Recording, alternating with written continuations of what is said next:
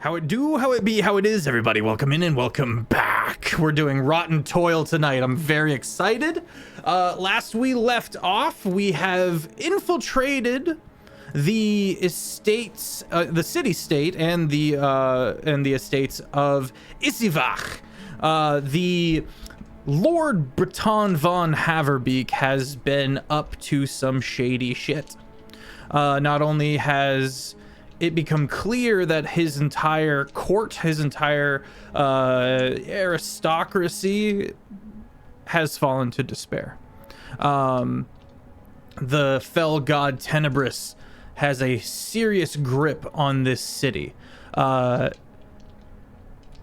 as the party began to meet Belthira, start to understand the new member, Belthira ended our last episode by cracking open a fell angel's brain and eating it. This has brought upon memories and important questions that Belthira needs known. We also met a very unpleasant chef, wildly unpleasant chef, and we're currently in said chef's wine cellar. We have met a little ghost child who has declared themselves the daughter of Lord Haverbeek, and that her mother was in fact a witch. Speaking of witches, Salvatore, Jade, would you like to start us off? The one who cries witch. Witches, all of you. Hello, my name is Jade. I go by TooHardTheBard on multiple platforms. That completely caught me off guard. I was like mid-sneeze, and I was like, where am I? But I'm here on an amazing show with amazing people. Jared, because you won't let me take your arm. But yeah, you can find me on TooHardTheBard on multiple platforms. Yeah, looking forward to this session. I'm going to go throw it to my not a Rowit, because they're not real. It was never real. Go ahead, take it. Jet. Throwing it at you. Yo, what up? I'm Jet or Pingu across the interwebs.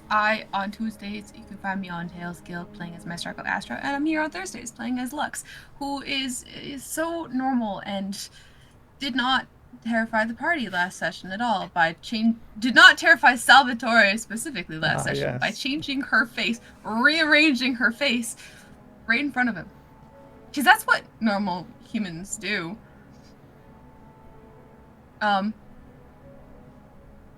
Yeah, I'm having fun. I got these nice bracers that give me an AC boost. Yeah. I'm a yeet it over to totally sane person who's definitely not having a mental breakdown of some sort. Cygni. I worry. Hello, I made a Harper, and he didn't like my fucking creme brulee. And I've thought about it for 2 weeks. Cygni is not doing well. People may have reaped the benefits of the hero's feast, but in her heart, she's still failed. Oh. I'm gonna throw it on over to, we'll go, Steenker. Oh, I'm so sorry. Your creme brulee was wonderful. Apparently not if you're eating fucking brains instead! Your palate is untrustworthy! I wanna hear it! Well, hi, I'm Christina Steenker. You can find me all over the internet by looking up Steenker, but Steenker, sometimes 3 R's depending on the platform. You can also find me here on Sundays playing Amara. I almost said Belthira. That's here. That's right now, today. On Sundays for Thistle and Quill. But yeah, I was just nomming on some brainsies and cheesies and some wine. It is good. It's like a little charcuterie board of brains. But yeah, I'll brains. Yeah, I'll hand it off to wait, did everybody go already? Jared has not gone. haven't gone. I heard you wouldn't let me take your arm, so I thought that was passed to you already. All right, Jared. Yeah, fair enough. You know, I don't exactly just give up arms for no good reason, you know? So take it, Please? I guess. For the bit? If you can. Yeah, let's see. Owen went a little frayed a little last fight and wound up causing some damage. My fault. The dice's fault. And then picked out the absolute best wine. So, you know, Yeah. he's made up for it a little bit. Except again, I don't remember. Did the wine pair well with the brains, or? I'm gonna roll for palate here. Not like great, but Okay. you know, there's worse pairings of wine for brains. Wine for brains sounds like an insult. Depends on how you are when you drink wine. Yeah, that's fair enough. Yeah, I don't have anything else. I don't do anything. Okay. So, like, So the party collects themselves. They are sitting in this wine cellar, and in Cygni's case, a little hunched, a little having to hunch, the antlers kind of scraping the stone ceiling above. You're all able to sit, and you're not interrupted by the chef or anybody else. As Belthira snacks on brains, you all have just a moment where, as Belthira leaves us, eyes rolling back into their head and receiving arcane information, you realize, all of you just watched a holy warrior of one of the churches eat brains, and your immediate thought is, oh, you know, when you think of a church that's so anti-necromancy, you kind of start making assumptions and building around what you think that church would look like. This does shatter a lot of like self-conceptualized renderings of what you thought the Church of Death was like. Yeah, and you all just kind of have this stunned beat of just like a half breath of stunned silence.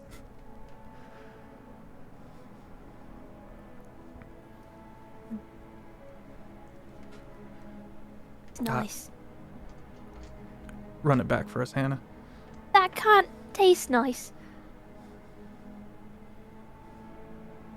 Am I still seizing? Just like I wouldn't say full season. You're a bit more refined about it, but there is certainly a 6 seconds of eyes rolled back, maybe one shoulder kind of backward a little bit, reeling from the arcane information that you are getting and the horrible visage that lies within.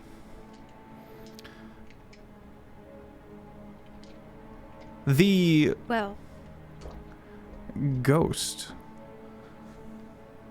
young Sophie, kind of goes, I'm gonna take a look, before disappearing. Belthira, as to restate a little bit, you learned of this fell angel, not to be confused with a fallen angel. A fell angel serves a fell god. A fallen angel has rejected the deific source that they have originated from. This one has been doing the Lord's work, and you learn that all of the people, especially the nobility, are in this arcane haze, this despair, tenebrous wields over the place.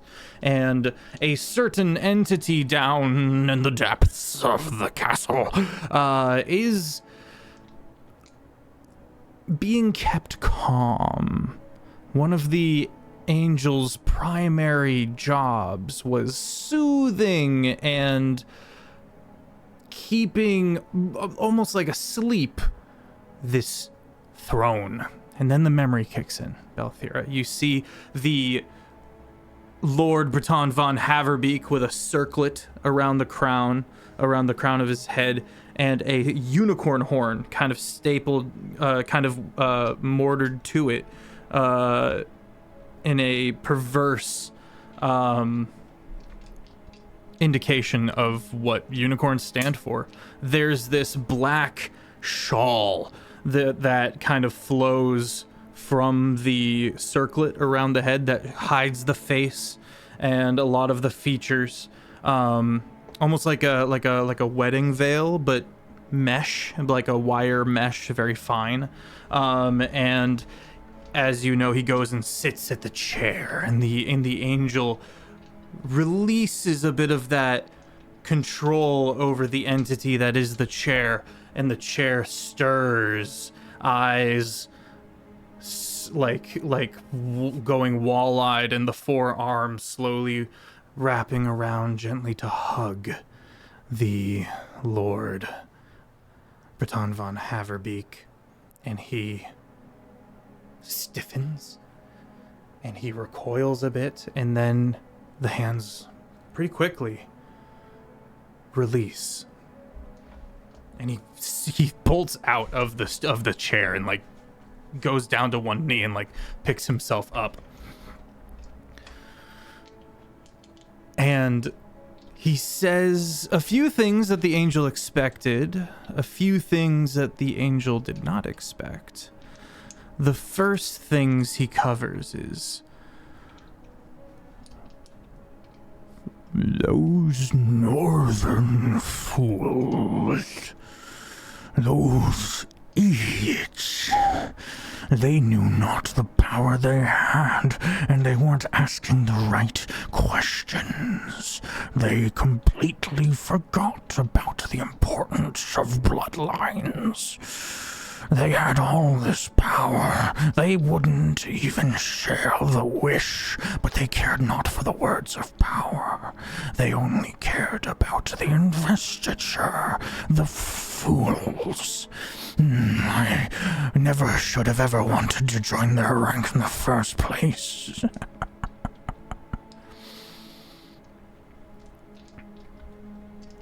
He then turns to regard the angel.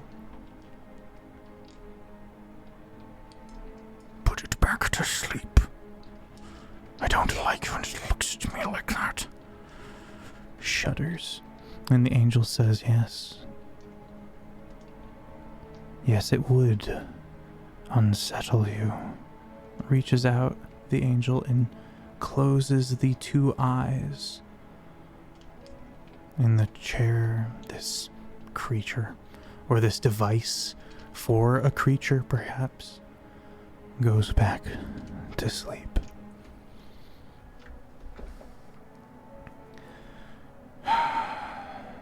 Bloodlines. The downfall of the chained circle. They didn't bother to look into the bloodlines. It'll be the death of us all. Belthira, as you're processing all of this, sorry, you're not back. As you're processing all of this, Sophie appears in still a ghostly form and kind of like skipped along into sight, sees the chair, and you see the eyes widen in fear, and she goes up and she grabs a hold of you and pulls you out of the vision. You come to as she appears gently holding your cheeks and appearing as well, kind of backing, like apparating and floating backwards as you sit forward. And then she's gonna scamper over to Cygni and kind of like, am I in trouble kind of a look. Why did you pull me out? I wanted to help. I wanted to save you from the bad thing. I'm gonna look to Belthira, look to the little child. You still probably have brains on your face, so I think this is gonna take her a minute to really get a hold of.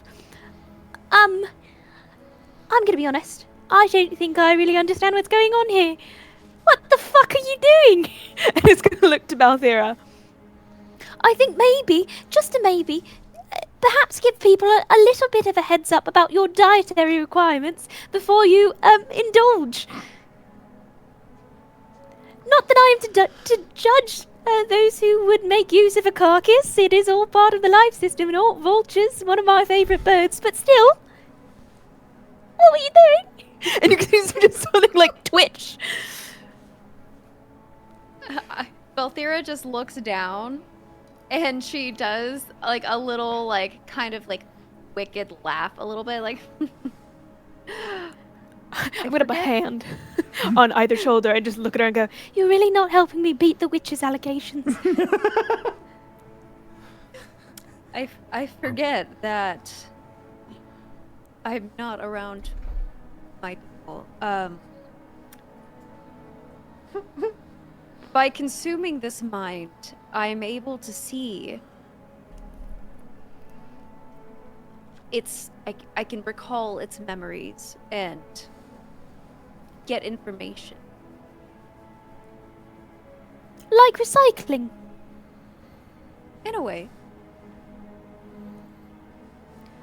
Well, I'll look to the little girl. Is it safe?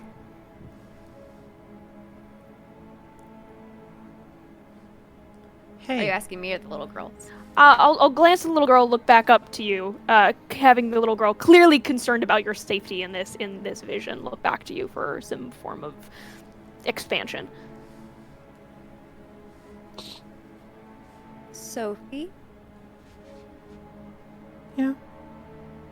Why did you call that the bad thing? Well,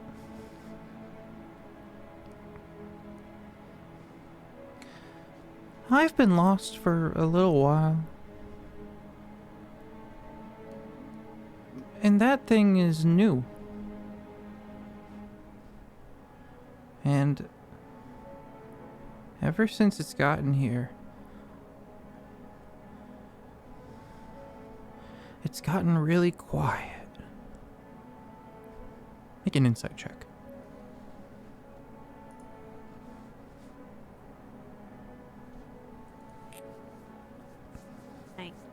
And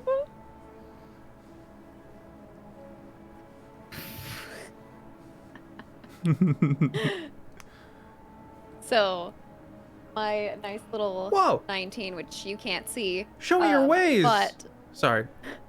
I will teach you. But my 19 plus 14 for insight. 35. Okay.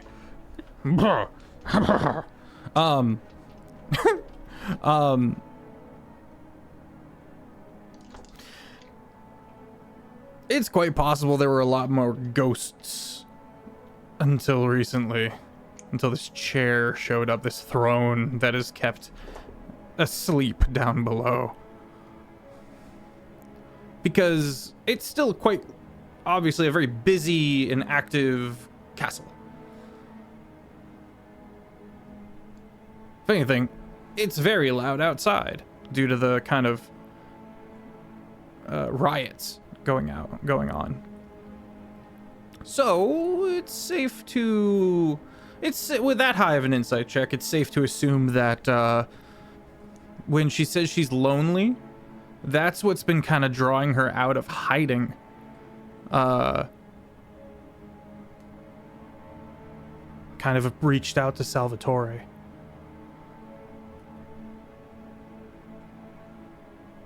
she's also going to go over to Salvatore. Come here. Come here. Yeah. What's happening? Come closer. I'm getting It's closer. okay to be a witch.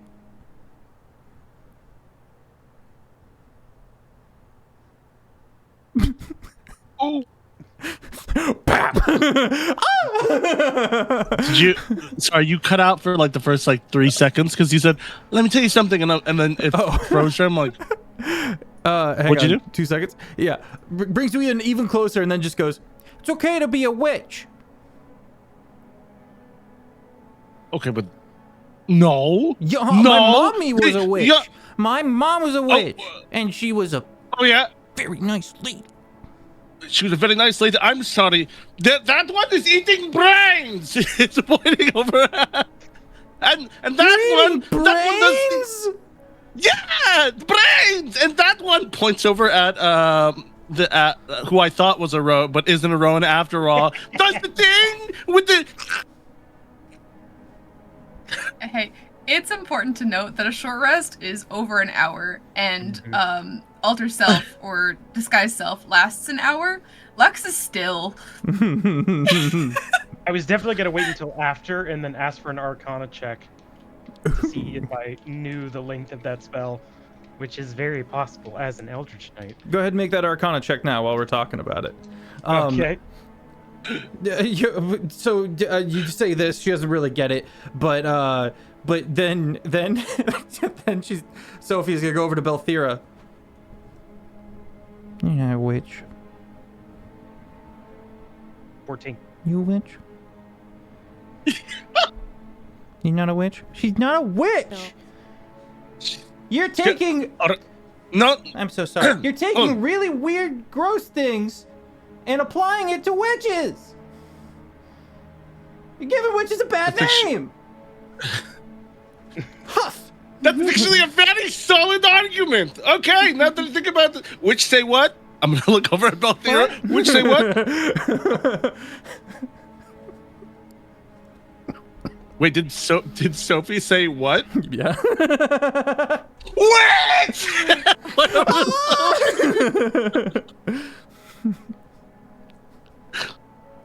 I think Sal's just enjoying this, but also just being superstitious. I don't think it means a witch is a bad thing. It's just like anything with magic, anything for. Oh my God, Sal has magic. The He's learned so much. spiral continues. And who's got the highest passive perception? Let's see here. Hannah takes the cake with a 19. Cygni, Yeah. behind you. No. Something heavy and unusually shaped crumples on the floor up in the kitchen behind you, like up in the floor above you. I'll go poke my head out, being stealthy as I do. Roll stealth. But why? It's just the antlers first, so it's just unless your like head is back, Yeah. in which case. No, it's definitely antlers. That is going to be a 13.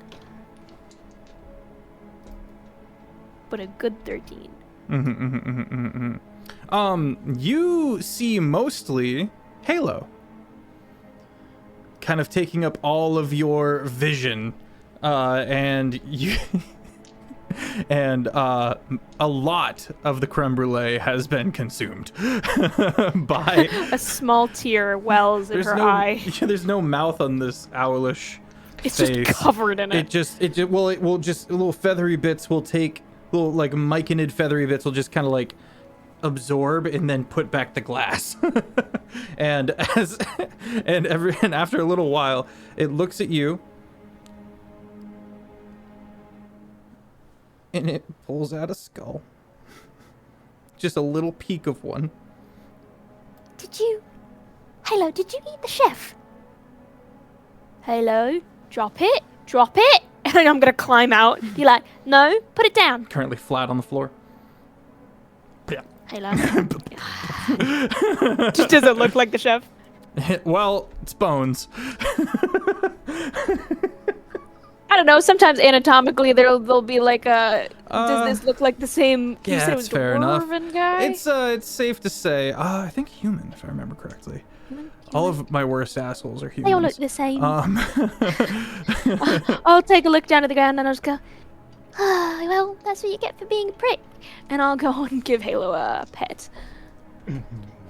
Ruffles. In between the folds. Get Yeah. underneath some stuff. How did you even fit in here? Flattens back down, looks up at you. That's quite impressive. You have to teach me how to do that sometime. I'm just gonna go update the others so they don't come out and, think you're some big monster, okay? Tries to follow you down. Alright, well, come on. And I'll toddle back down. Halo's here! Belthira and Salvatore, to a certain extent. A amorphous, roughly draconic-shaped creature, large-sized creature, with an owlish face and completely made out of mushrooms. Amorphously down onto the floor of the wine cellar and kind of fills out the area. Is this something that I'm familiar with? Knew you were not. I'm pretty sure I was the one that robbed this one blind from when I was stealing the crystals. I remember this guy, right? Yes, I'm thinking of the episode after it. You're totally correct. You have met this creature. Okay. Cannot speak right now. But Cygni is able to speak to / at it and be understood. Furball gang. What is that? Looks to you. I'm gonna be honest, you just ate brains. I don't think we are in a position to be judging. This is Halo. Halo's friend. I'm not judging. I'm curious. I'll find a picture of Halo. You're not allowed to eat her brains. No, only I. Would you eat my brains? No. Well, good. Because there's nothing in there. Inside check that when she says no. Is that fucking true? I want to fucking know. Insight I want to checks know. all around. Whenever someone eats brains, these kind of I questions don't naturally burble believe to it. the front of the mind. Am I next? Nat 1, I believe you. Yeah, all you're gonna get is like 3 seasons of Tom and Jerry in there. That's all you're getting. And Belthira, you can roll 21. perception or deception, depending on whether or not you're telling the truth. 21. 21.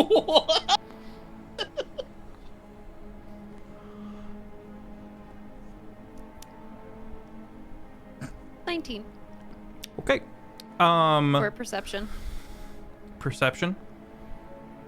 Sorry, persuasion or deception? Did I say perception? My bad. Oh, you said perception, but persuasion would be 17. 17.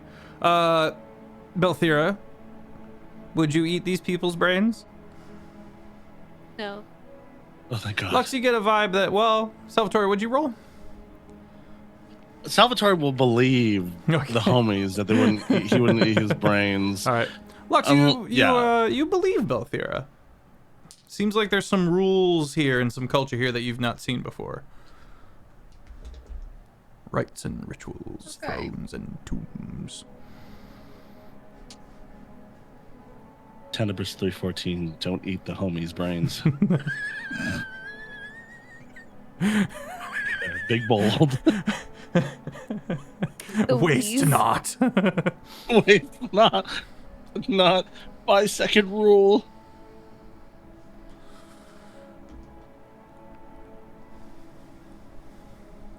The creature, Halo, does kind of spore gently a greeting. These little yellow spores,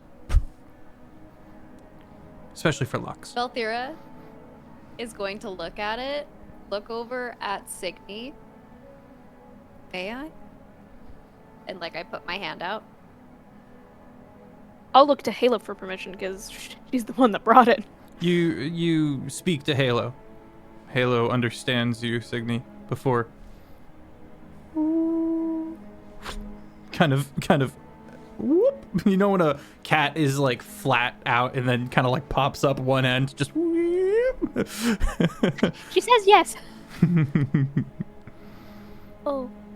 Shit, Belthira, like it just gets all like because Fungal. I find it very Yeah, it's don't go too deep into the mushrooms. Starts But to sting. yeah, after a while it might be bad. But it is very soft fungal flesh, and it is almost like those wall of carpets you see that for like at the wholesale place where it's just massive carpets. It feels kind of like that. There's no like. It can fit any form it's kind of wanting to, but it stays a large sized creature. It can flatten down, it can ball up. No mouth or anything like that. Just kind of this little snoot of beak, nostril, and big, big eyes that seem to take you in. so one big carpet Sam. Yeah.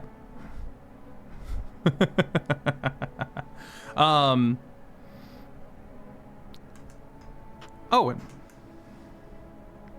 you make an Arcana check on the things that you're picking up on that Salvatore is saying about Lux.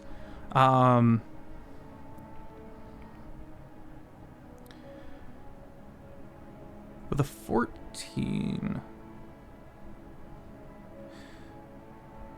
there seems to be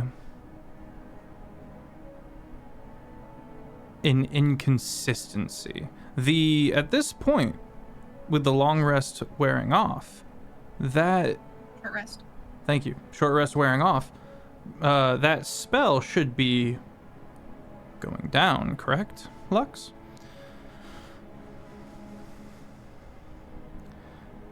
It's still there, if I'm correct. Oh yeah. You note that inconsistency, Owen.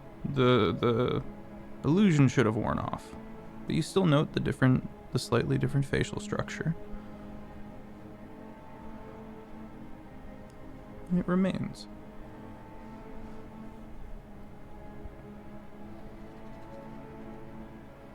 There'll be a moment of realization. He kind of glances over, furrows brow, takes a drink of Good wine. another sip of wine, files it away for later.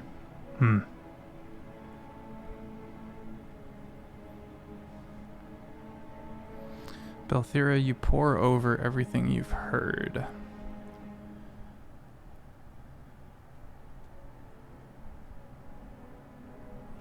The Church of Death hates undead. Hates them. And if all the ghosts that were supposedly starting to amass here suddenly disappeared when this chair came along, it's very possible someone is weaponizing the undead. To what end, you're not sure. Why this city? But it does disturb you how total the encroachment and the kind of subterfuge has been. So this has probably been going on for some time. Maybe even before the Holy War began.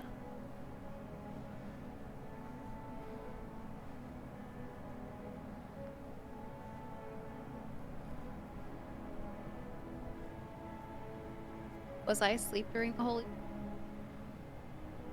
Yes. You've only I don't know recently about this. woke up. Yeah. Oh yeah, so you're like, huh, new Holy War.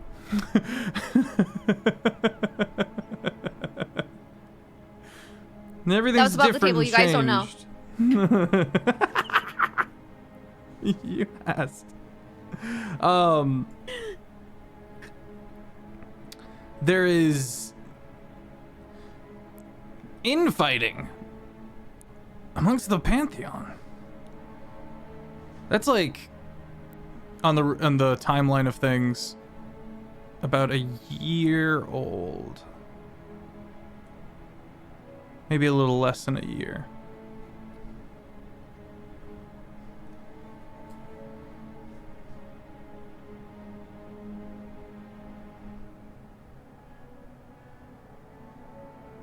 Sophie.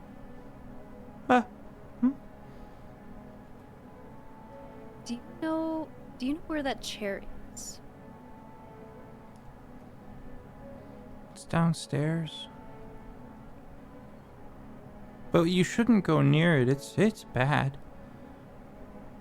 It's bad, and we're gonna help get rid of it. Can you tell me where it is? Yeah, I can take you there. Say.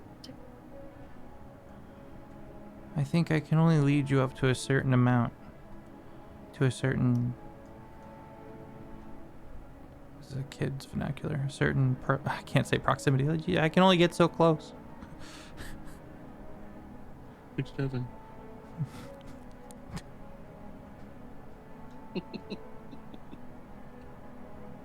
Just a chain reaction of brain rot memes I didn't need.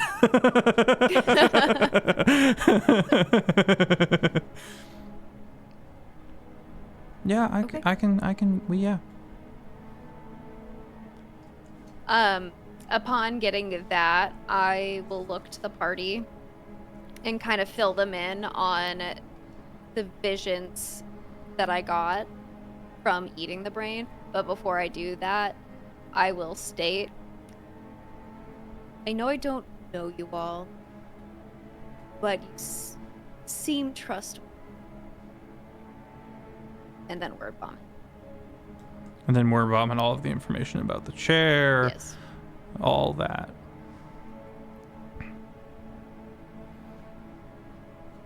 Do you in any way relay surprise at this information? I mean, obviously, to you, the concept of a new holy war is like, new holy war. Do you in any way relay that to the people around you? Yeah, after I give like the main like bout of information, I will then inquire. There was a new holy war. What happened?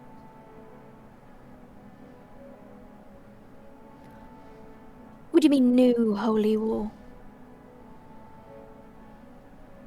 Well, I've been asleep. The Church of Death only just brought me back. Because they... You're in and out a little bit, Steen, if you could...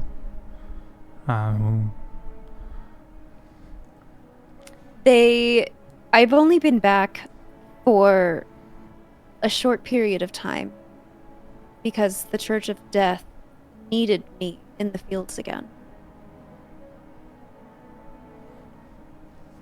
Brought you back as in... Brought you back, or brought you back? I didn't die. I couldn't tell with the brain eating. I was just wanting to double check, you know. Salvatore, you're No. wrong. This is not a witch. This is a zombie. I promise I'm not a zombie. I was petrified. Did you wish to be petrified? Of course, it's one of the highest honors. Once we have done well, and our services are no longer needed, we are then petrified until we're needed again.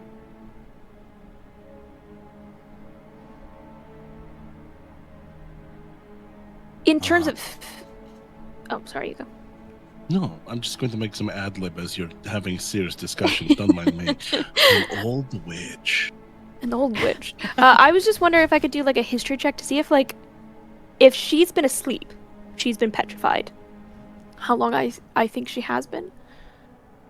Especially Yes, if make a history she'd mentioned check. that she was looking for her sister and all of these things. So I'm trying to think, like, oh, has it been a really long time?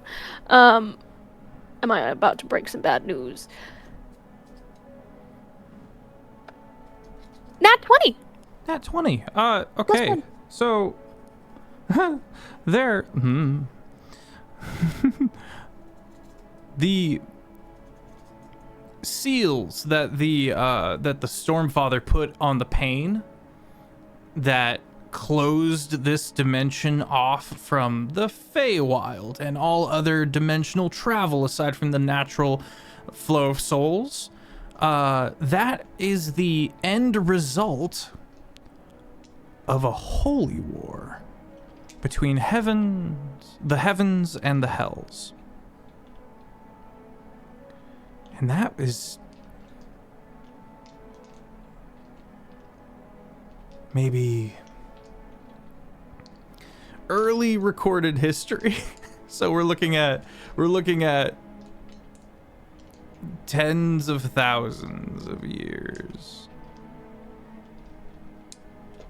I think Cygni's not much of a reader, for sure, and is not in any way a learned man. But I think you just see her eyes go wide as you inquire on this, as she looks you up and down, as staring at you really hard. And like almost doesn't blink. Okay.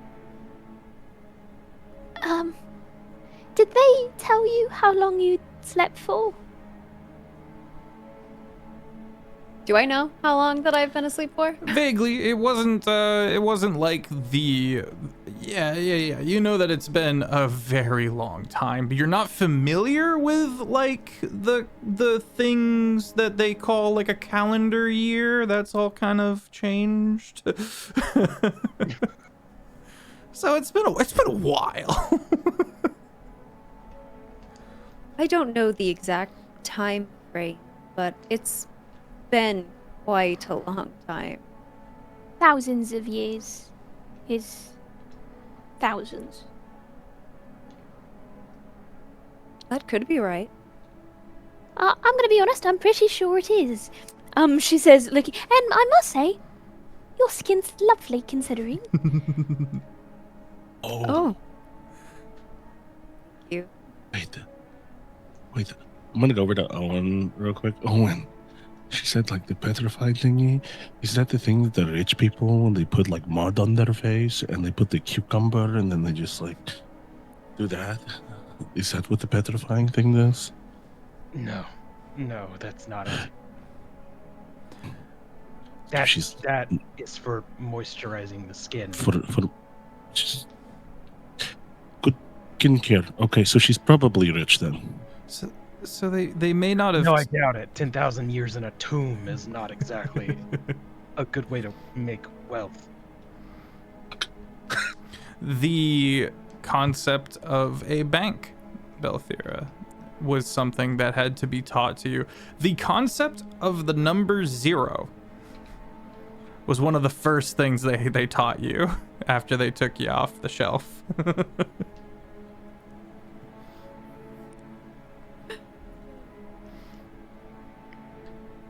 Just sat in school with a bunch of other like kids. The way you phrased it, it's like the church like is a whole collection of fucking Gundam models and like, oh, I want this one. Oh my god. Did you there's more than one of these witches? Like they have their followers in layaway? Oh, that's bull. Followers? No. Oh, sorry. Warriors? The ones that live long enough to be successful, they're put on the shelf What for in the later. fucking Halo is this? No offense to the other Halo, but what is this? Belthira, Okay, shut up. This is you have good. memories. On one of these, right? On one of these like repositories at the very beginning of the campaign. We spent a night in a catacomb. You found Didn't you petrified find like heads. a bowl of fingers? I Two? Oh. stole from them. I Yep. stole a bunch of gems and sold them. Yep. Left the fingers though.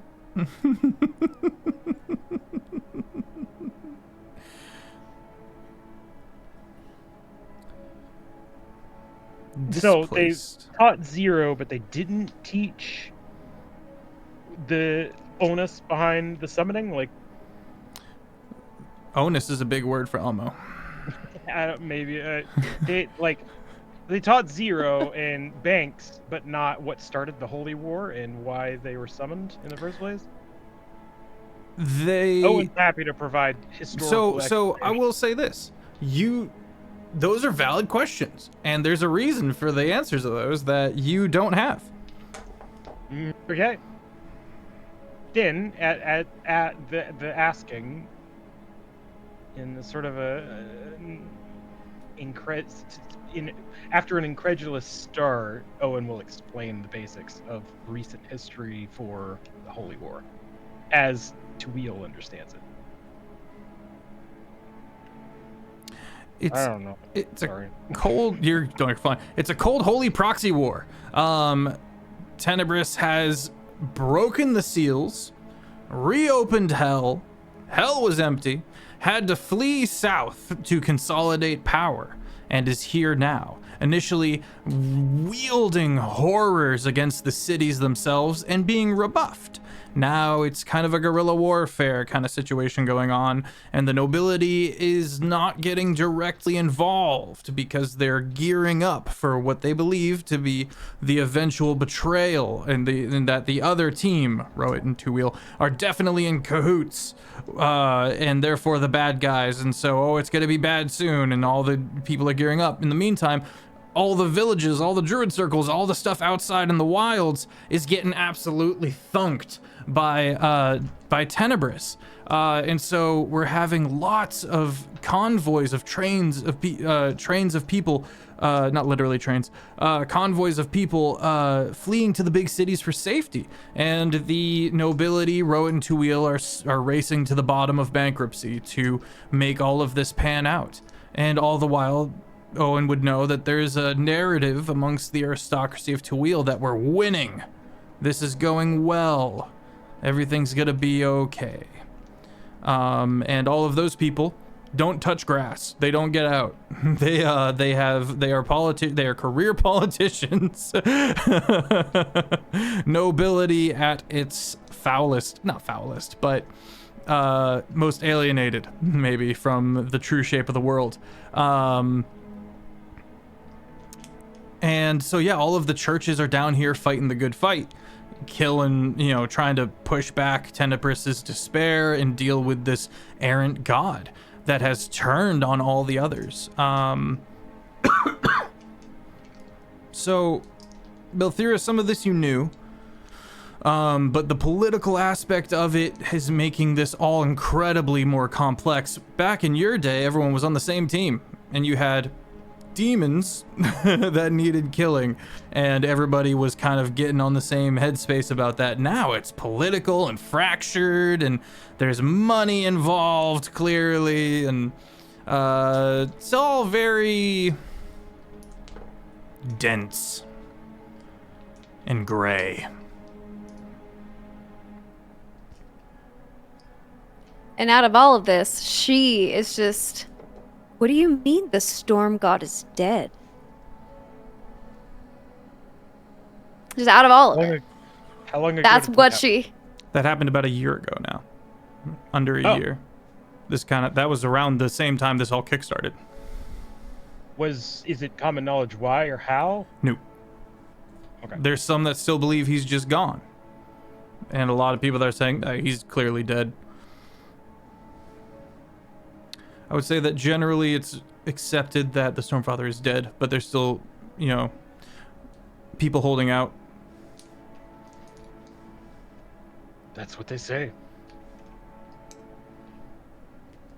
Hard to know firsthand if a god is anywhere. How does one kill a god, an entity such as that? But I mean... Sure, there are ways. But yes, I've been asleep for quite some time, and my sister and I were both brought back, and she went to investigate the petrified sea and the druid circles and the fires, and I never received word back. Which is what led me to you all.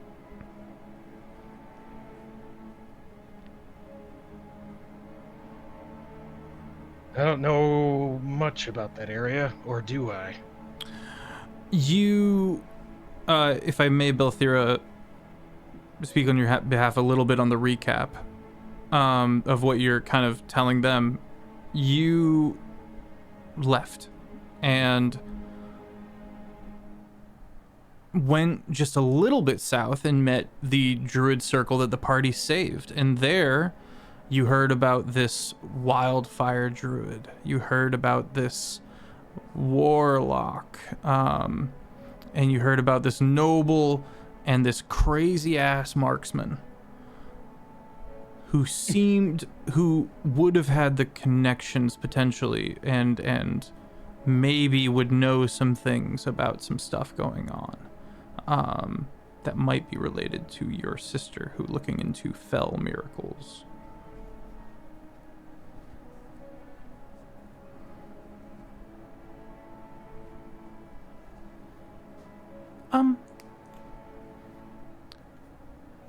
Sophie, like at one point was like ready to go and then like faded through the floor and came back realizing that you couldn't follow.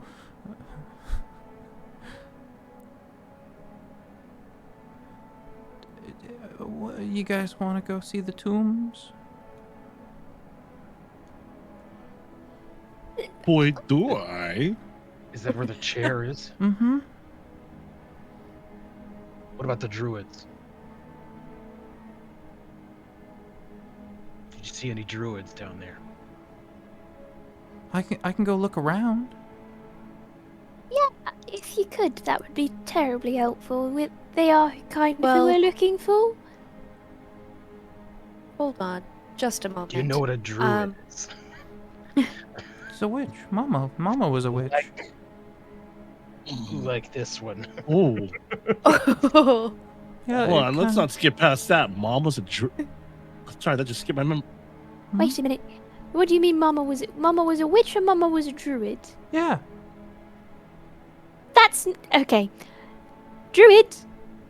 Witch. Oh. Maybe she was both? That's okay. Yeah, that's fine. I'm basically both. She would be an animal sometimes. Oh, that's a But yeah, fucking druid, guys. right. Has to be. Do you know what happened to Mama? She got sick. And they couldn't help her. But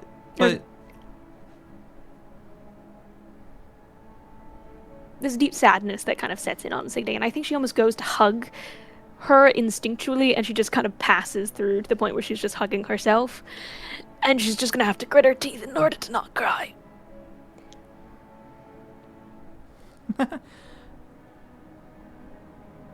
it's okay. Yeah, let's go. Yeah. Sophie. Hmm. I believe we may have destroyed the thing that was keeping that chair at bay. Oh no. So What? Oh. I want you... I'd be calm, but I want you to be careful. Okay. Can you do that for me? Yeah. Okay, let's go. Kind of steps up, kind of floats up through the trapdoor, and the party has to kind of keep up to kind of bustle to keep up. But soon we are back out into the estates proper, looking around corridors, finding little pieces and places here and there to hunker down and let people pass on by. Let's get a stealth check. Mm-hmm. Lux said, I've got +2. I've got like a. Sorry. ADHD. 25. 11. 11. 11. 33. I mean, makes Carrying sense. all of us. I rolled Mm-hmm. a 3 and I got a plus. I just clip through the map. As you guys are traveling down a quite large and ostentatious spiral staircase, you hear, "Oh, now is someone there? Come on out now. Hello." And you hear steps coming from below towards the party. Where hide? Look, hide. Where? You where look can about hide? and there's a bunch of like drapes. There's a couple of these kind of alcoves in the pillar of the spiral staircase. But it's a rough spot to get caught. I turn into a rat. Turn it. Sorry. Great. Lux is still disguised as a guard and has the helm on. Is Halo still there? Yeah, just kind of along on the floor. Fucking love that thing. Yeah, me too. And as the party scrambles, it seems to look Yeah, how far around. from the top are we? Yeah, sorry. Maybe a good 40 feet. You could skedaddle. It'll be loud though.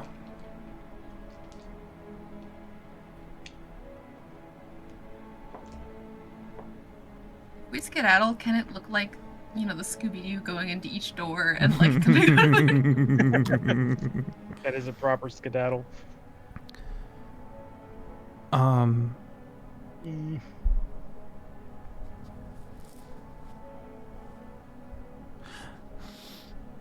I mean, I also have a let's helm. get so- perception checks from Owen. Oh, okay. Sorry, Owen specifically. You look about. Yeah, big armor on.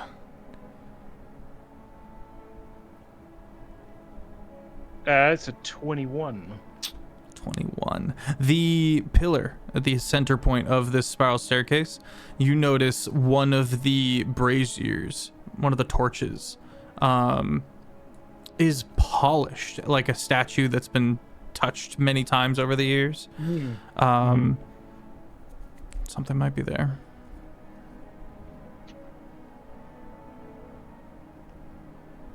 I'll try and pull on it. Okay, yeah, you. And it. And the step you're standing on moves Turns towards the forward. side. Yeah, well, it slowly moves into that center pillar. And as you kind of brush up against that stone wall, they all kind of, as if on hinges, kind of bend away at your contact. And soon you're in a hollow pillar, standing on a single step that is protruding out into this black emptiness.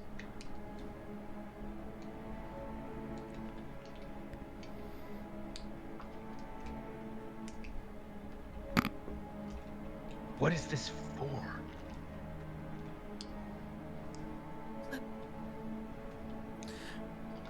How, like, what are we talking about diameter-wise on the pillar? You could Like, it's you a could put your hands. Expansive, empty space, It's- or is it just like a tight? It's pretty tight. You can put your hands on both sides and push.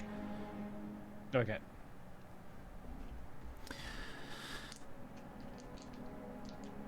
Lux, you look like a guard. Cygni, Salvatore, and Belthira. Are we running? Are we hiding? What's the move? I'm a rat. You're a rat. Thank I you. rolled I'm gonna go find some cheese. 33, so I don't know what you want. I just You can take Is there a an hide elevated- action. We've got our stealth checks here. is there an already elevated made. position I can take? An elevated position you could take. You could grab a hold of these kind of what's the fabric on the walls called? Tapestries. You could clamber a tapestry, but you'll risk being spotted. Then I'll just hide Can I hide behind the tapestry? Yeah, Can I just absolutely. be like, You Uh-huh. leaves us with Lux. Who, nope, sorry, Belthira. I also disguise self, and then I match what Lux Very nice. has adorned. Okay. The Emily, if you could post the last picture in the Discord, an individual with like a strange mask makes his way up the stairs with a little pep in his step, a little bit of a bounce to his walk, a little bit of jaunt to his gait, as he merrily, gracefully glides up these stairs. Oh, he sees the two guards. Hello there. What's your business coming down into the depths?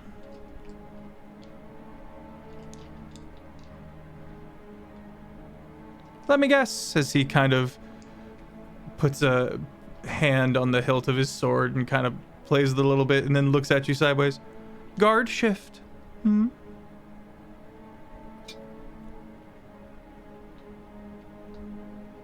Of course. Roll deception. I meant to copy Salvatore's voice and somehow went with Owen's. I don't know. They won't be able to find me here.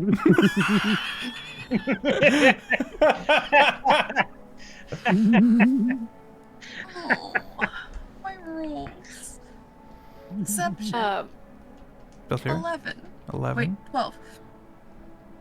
I will state that I thought I saw something scurry down here and was looking to see what it was. Okay. Lux, that's advantage for you.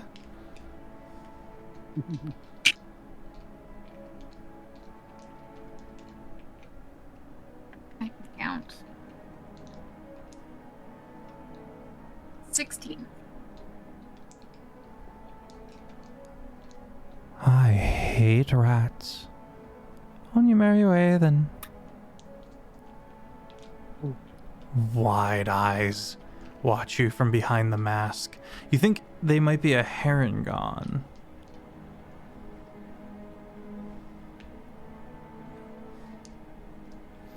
He slides to the side, right next to Salvatore, and gestures a bow.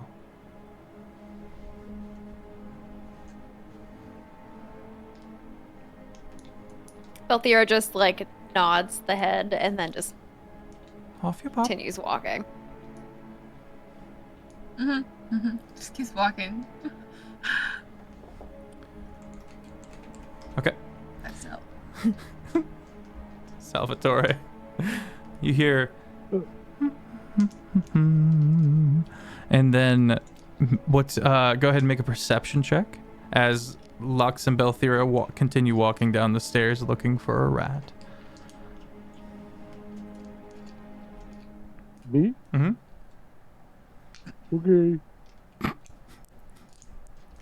I need this effect. This is very funny.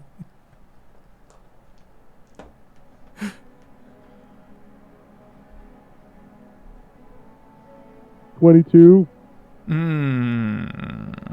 The Herringon with the mask has done the classic, makes noises to pretend they're walking away, and then is actually still. You're about to move and you realize they're still right there.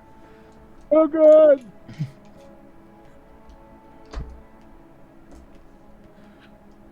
can I tell if it spotted me? I think you're safe. So, for flavor, am I holding it to the tapestry so it can't see my legs? I'm just like, Yeah, you're like just. for flavor, I think I'm holding my breath just a little bit because, like, I don't know if you guys played hide and seek before. Like, your breath just becomes like increasingly loud for some reason. Well, you never played hide and seek? Wow, guys. I'm just like,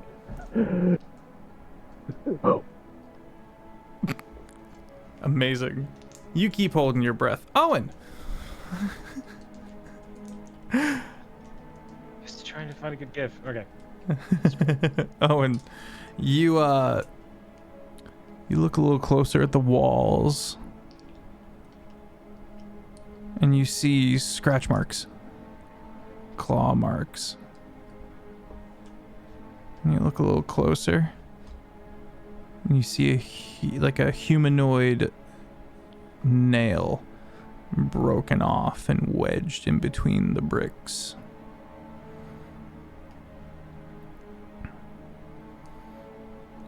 What kind of claw marks? Are they like... It looks like a person, humanoid, like scrabbled, gouges, or they, okay. scrabbled at the walls.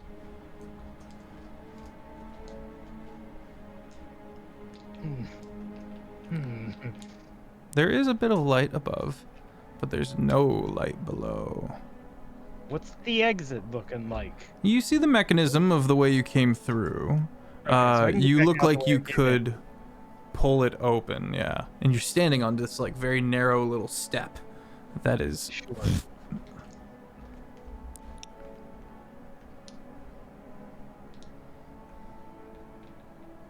Okay, I guess I'm gonna lean back against the like door that I came through and try and listen to what's going on outside. make a perception check.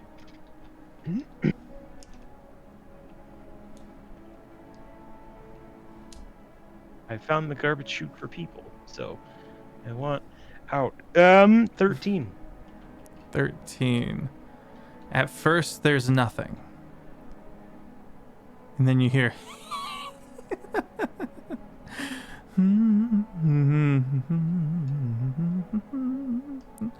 Salvatore and Owen, you both hear this Harengon slowly make their way away.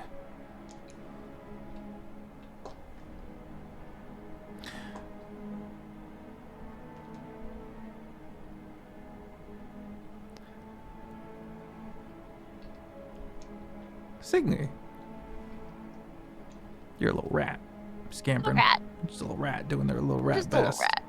And you scamper down and you start picking up the smell of formaldehyde and the sickly sweet smell of decay that is so enticing to a rat. But that formaldehyde makes your little rat brain go, ooh, danger. Now, that said, you still have Cygni brain. But there is an instinctual wariness that kind of... I just looked at the stat blocks, and one of the options is diseased giant rat. That's not the one I am, but I thought I would mention nonetheless. That's an interesting...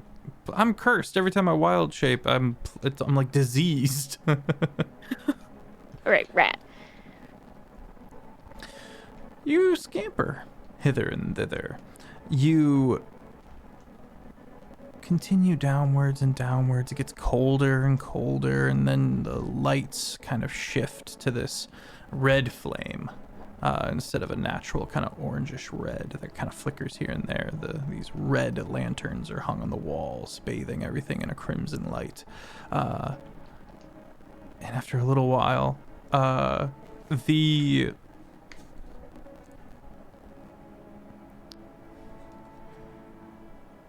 tomb is before you. Making squeaking noises. Very I'm nice. gonna thank you. I'm trying to I just want to be like you, man. I'm just gonna my little rat noises. Can I just do like a little like look around, see if I see anything moving, or I don't know, maybe coming back from the dead. Do a little scamper. Do a little, You start do a looking little around. scamper around. Don't mind me. I'm just a little rat. I'm supposed to Big be room. here. It makes sense. I add to the ambiance.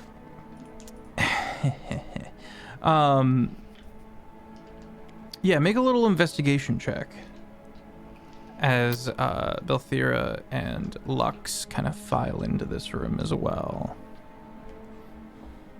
Investigation and not perception. I can see perception. Could it possibly be perception, Yeah, as let's I get a little am, in perception fact, a check. rat, and therefore my intelligence score not that high. Your intelligence score stays the same. All of your mental stats stay the same. Oh, look at her go.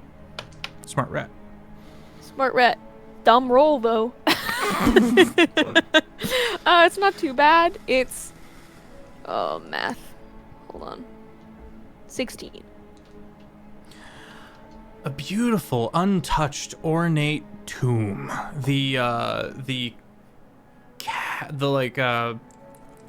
It's not quite a coffin. It's like a big block of a coffin. You know what I'm talking about? That kind of massive structure. You can see more of a crypt than a. Yeah, more of like a small crypt. Or at least the denizens are very few. You can see a statue and of a woman kind of kneeling, back resting against the crypt. In her hands, a child of a kind. The child is holding a little flower, and the woman in one hand seems to be making the flower grow, and in the other hand holding sage that is seemingly burning. You can see a little, or at least a little spot for incense to be put. And does she look like maybe she resembles anybody that we might have seen floating around, specifically the child? The child, yes. Sad rat noises. Mm-hmm.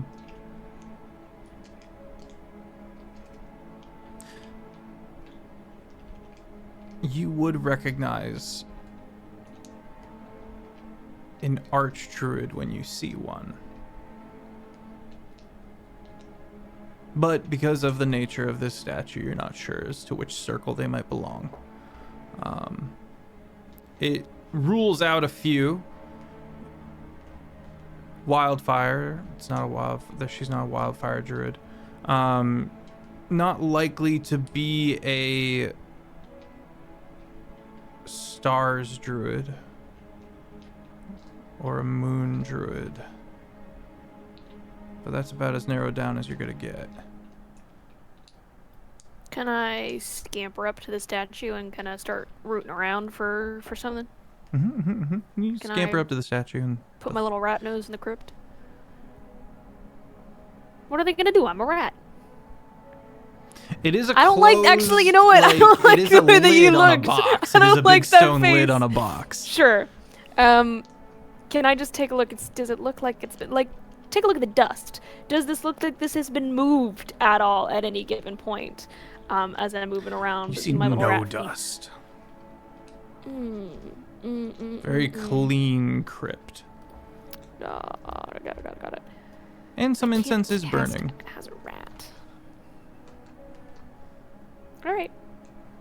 I'll keep rooting around. I'm gonna climb up and onto the statue. Lux and Belthira, you walk in, you see this place. Belthira, it's an alright crypt. Admittedly, you've seen much better. But begrudgingly, they did alright here. You guys can see the little rat scamper up onto the statue. Owen, Salvatore, you guys are alone. Together. If I hear everybody start to move on, I'll see if I can push my way back out of this thing. Gently begin moving the bricks, standing balanced very carefully as they swing, and you step back into the stairway. And you're able to grab the I would like to peek first. Sure, you know what I mean? Absolutely. You take a little gander, and you can see about 5 feet off the floor where Salvatore might be hiding, given the well hidden, but you did see them scamper behind there, and you can spot them like 5 feet up the floor behind the curtain. Clear, Owen. Is it safe? I cannot see. I feel your gesture from beyond the fabric. I'm going to go. Oh, I don't know. Where did everyone else? Where does the other one go? Oh, God, he's gonna climb up. You are stained purple. What? From this cloth. Why indeed? I'm gonna be like, I'm not gonna notice. I'm like, right. So would it all be in place? Is that a technique I've not heard of before? What do you the mean purple? technique? What? The purple? Kind of. What do you have? How is that supposed to be better? The whole front side of you has been stained by holding onto this drape. Is the tapestry also purple? Yeah, red and purple. Okay, I'm gonna do that math, and then I'm gonna freaking history check the tapestry. Ooh, make a I history live check. around tapestries. You know what I mean? I grew up Yeah. with many tapestries. What kind of You don't freaking listen to me, Owen. tapestry is this? Is it my color? I have no idea. Actually, no, that's not true. I'm a noble. I dress well. Is it his color? Also, my history was I mean, green and purple is like a classic. My history was a 24. I got the veggie tail skin pack. It kind of works, actually. Oh, thank you. What was that history check? Drenched, dripping in purple. Yeah, it kind of works, I guess. What was your history check, Owen? Oh, a 24. 24 is pretty damn good. You recognize not the landscape depicted in this tapestry. But purple and red, purple sky with like a deeper purple mountainscape, and then a big red planet of a kind. Emily, go ahead and post the second to last picture. I am sort of focusing specifically on, I mean, I'm down for the lore dump as well, but like the construction of the tapestry. Like, Oh, why would it be leaking ink? Is this on purpose, or is it like a byproduct of the way it's dyed? that will be an investigation check. Okay. Okay. Can I help? I'm proficient in And let's just investigation. friggin' do Yeah, that. give him I'm not advantage. as proficient. All right, 13 so far. Let's see what else we got. Salvatore starts going on about thread count. 12. So it's 13. 13. Well, I have the goop right there. I can like get it and pinch it. And...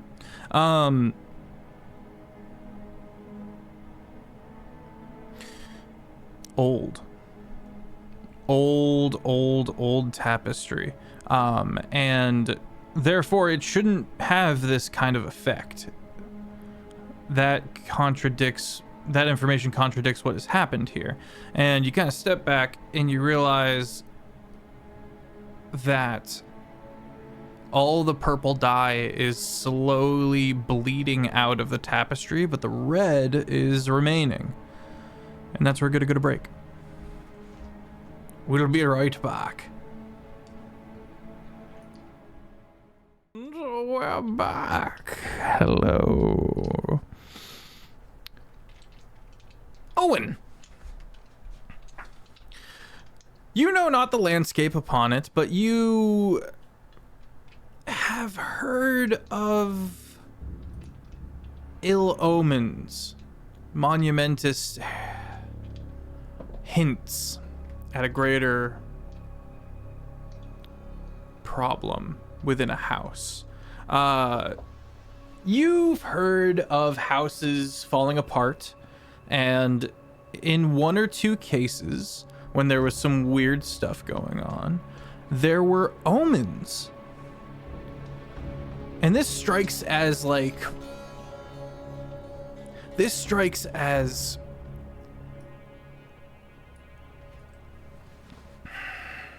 how to put this into words.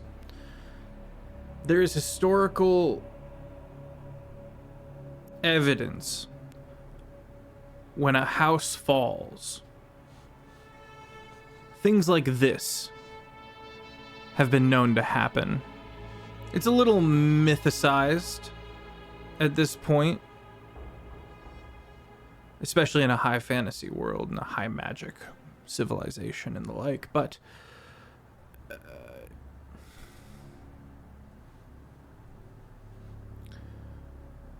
You think back to what you heard about bloodlines.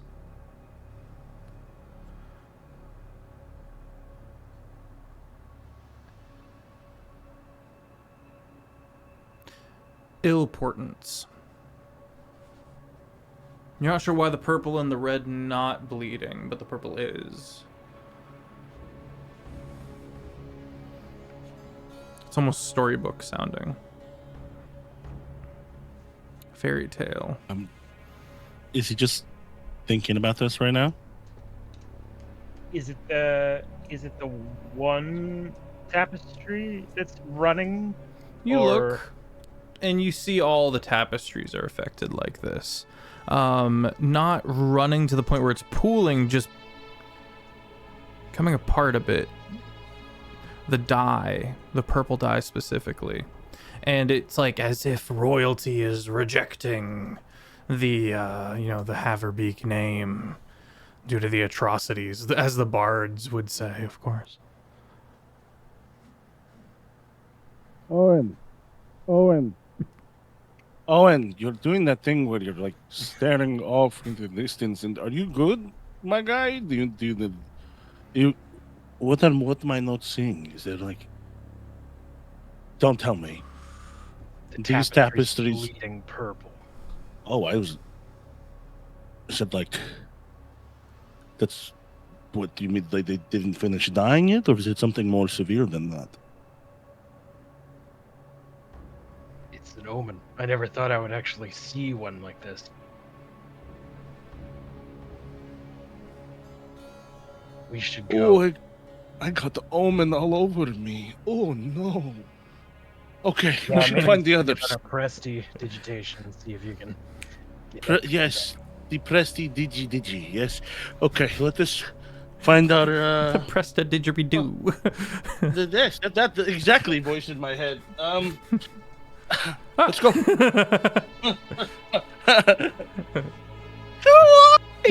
I'm sorry. I'm gonna go off. I'll stop wasting time.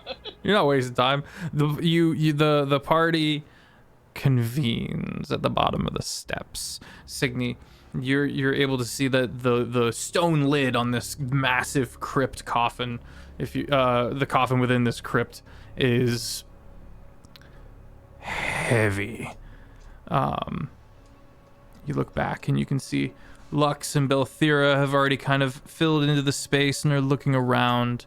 There's pointedly, Belthira, many empty catacombs. This mausoleum is only got the one body in it. Make a religion check. Salvatore and Owen, you guys kind of walk in. You see the grandeur of this crypt. And to be clear, outside this room, you've come to the bottom of the stairs, and there's a hallway that continues onward. 24. Ancestors have been removed.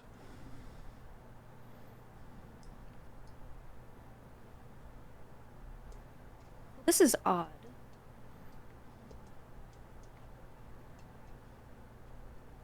Why would they remove all of the ancestors from this tomb? Why would they disturb this resting place?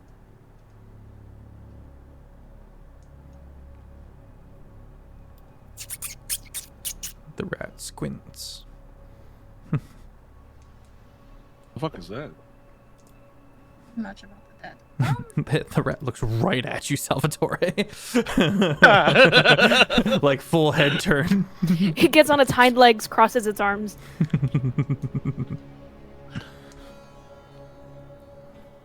Halo's on the ceiling. Is Salvatore still purple? Yeah. Oh yeah, did I have you the have a telepathy. I prestidigitate? totally forgot. I do. Okay. I have Salvatore or one. Owen? I don't think either Salvatore I or don't Owen know. has a presti. I'm just a normal dude. Yeah, so you still purple.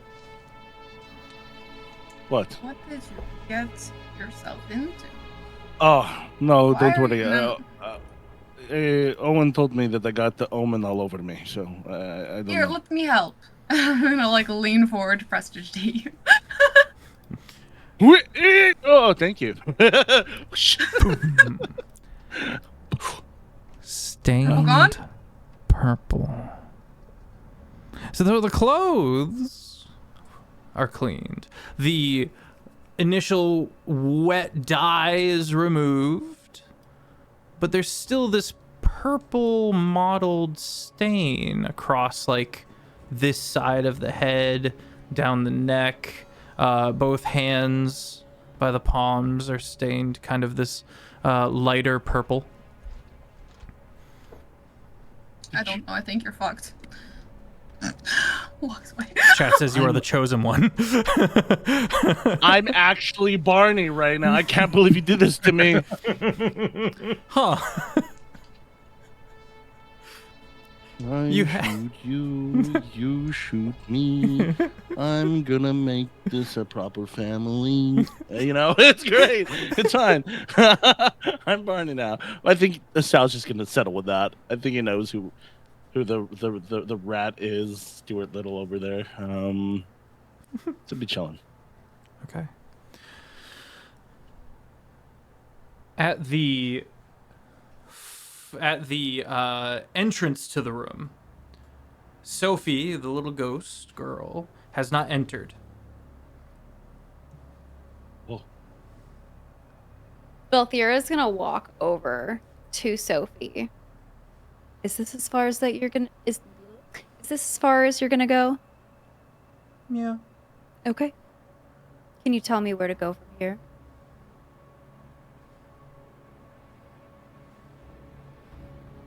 There's a hole where Mom used to be. Oh. Where Mom used to be? Points at the tomb.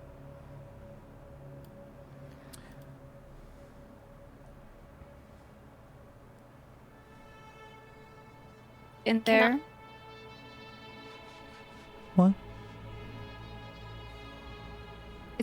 It's in that tomb? Mm-hmm. Looks to the empty walls. Empty catacombs. I miss everybody. You think the chair took them?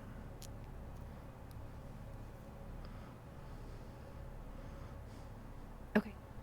Run along. I'll come get you later. Promise? Go to a safe place.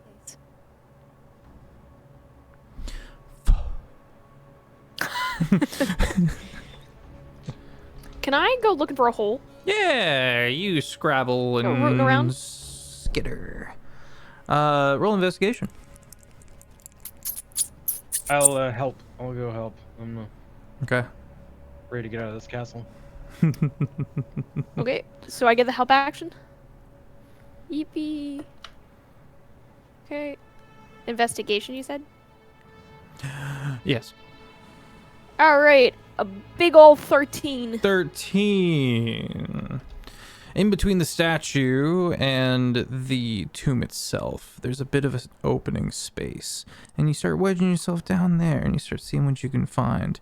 And eventually Getting in you're the able to crevice. scrabble through this, like, tinfoil material. And you start realizing it's like lead foil. And you start kind of digging a little more. And My little rat fingers. yeah, indeed, you find something strange. You are now looking into the tomb. Can't see too well, but you're a rat. A rat.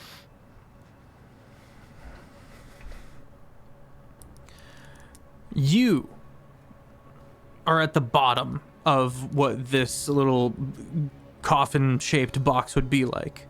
And you're kind of up on the edge, and you can see that there is, in fact, a hole that goes downwards. There's also...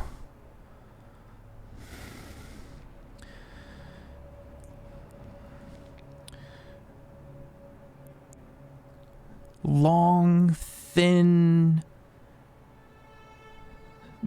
nails of glass. These sticks of glass that go all the way down. And if you look at the top, that's what kind of causes you pause. Inlaid within crystal, within a bed of crystal, is a splayed nervous system. No bones, no flesh, no organs, aside from the brain and the eyes. All of it is splayed out on display. It's a humanoid, clearly. And all of the glass penetrates up and along kind of the spine.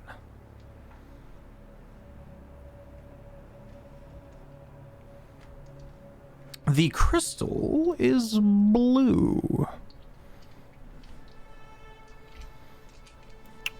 Okay, just so I'm getting a full picture here. We got the box. I'm in the box. Mm-hmm. At On the the roof of the box, Mm-hmm. so aka essentially the lid of the Mhm. box, is just the nervous system and a bunch of these crazy looking blue crystals with a hole penetrating downwards. Almost. It is one solid block layer of blue crystal, Got it. and then the hole. spikes of glass go up into the block and align with the spine of the splayed nervous system So- within. It's like when you get this is going to be kind of gross in museums when they're kind of pinning animals and like spreading them out, that sort of thing. That is 100% accurate. Yeah. Gross. Thank you. Cool. And then the hole is underneath. Yeah, the tomb is floorless and just has this tomb-shaped hole going down farther. Can I look into the hole, see if anything's moving around? Does it look like things are gonna like start crawling out of it? Essentially.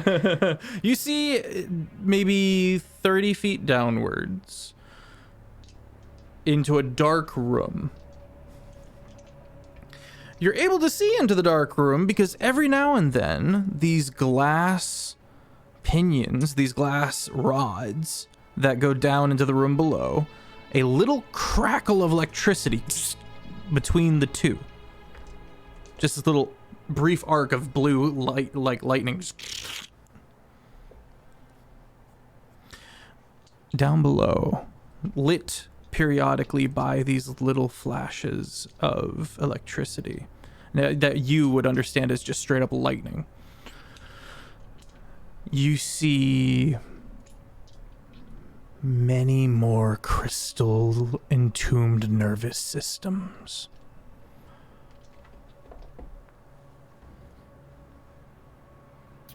Got it.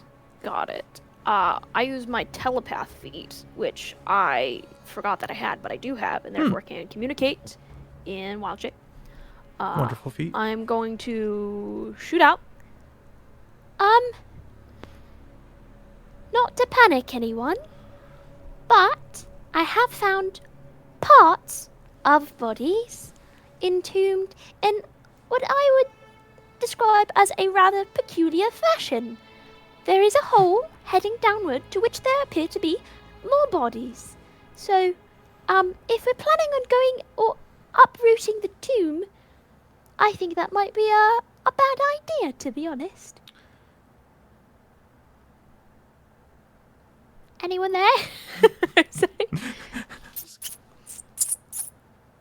mean, it's a tomb, so body parts, yes. No, it's like, you know, in a museum, when they splay out parts of creatures, it appears to only be the nervous system, quite carefully placed.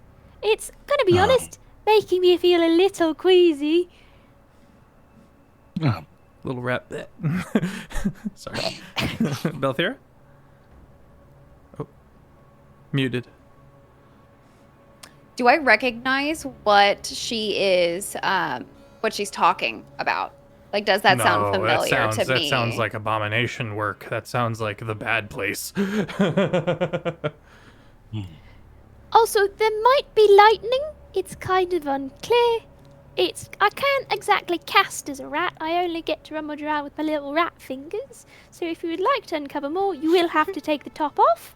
But I would be careful in doing so. Lightning underground is a completely new and foreign concept to everybody involved.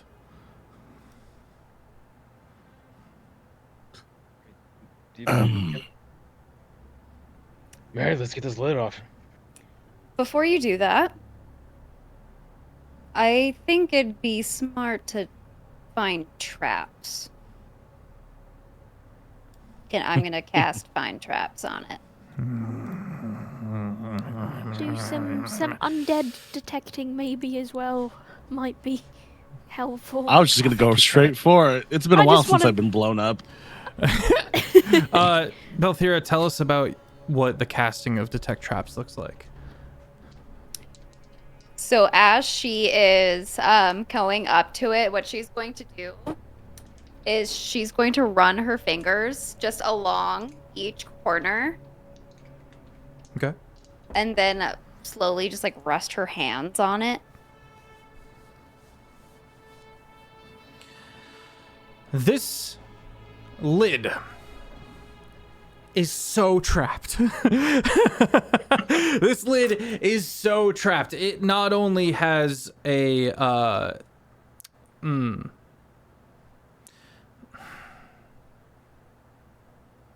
it has a hold person mechanic built into it.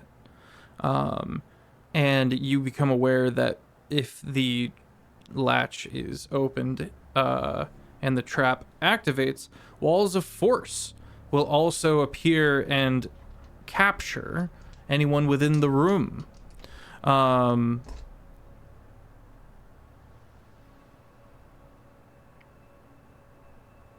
Yeah. Cygni,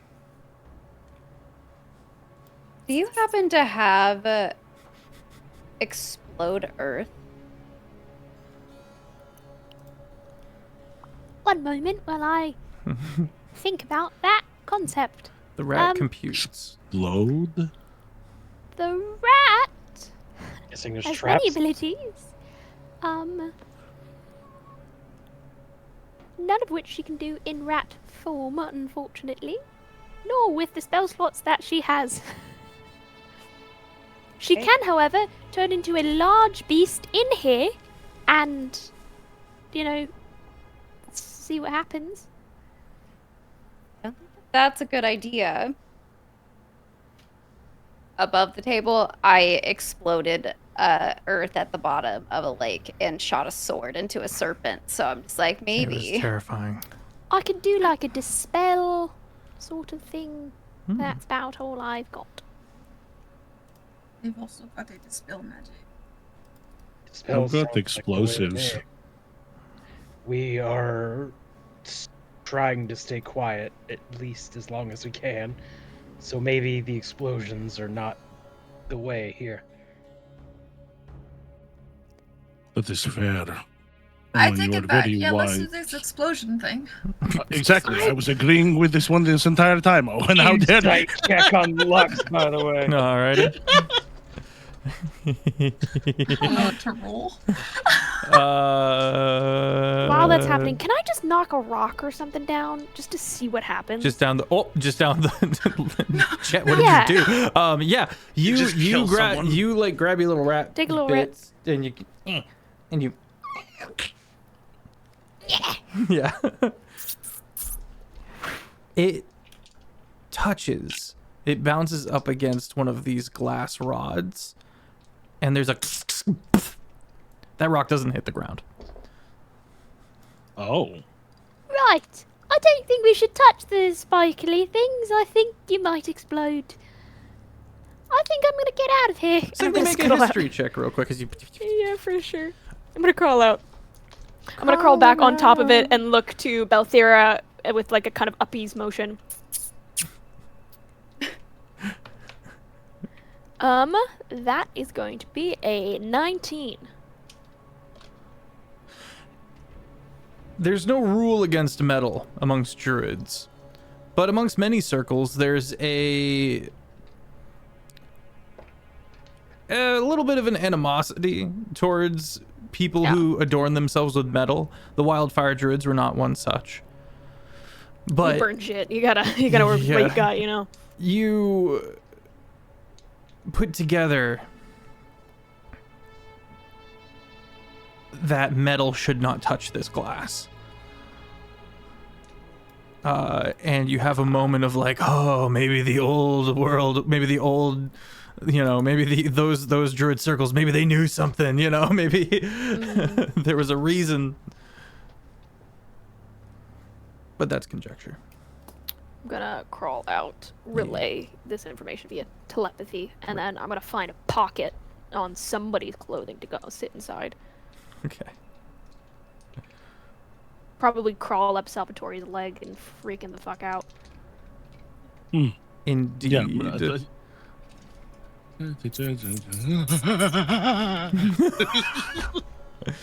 Oh no. Okay. We lost Jared. Yeah, weird thing. Okay.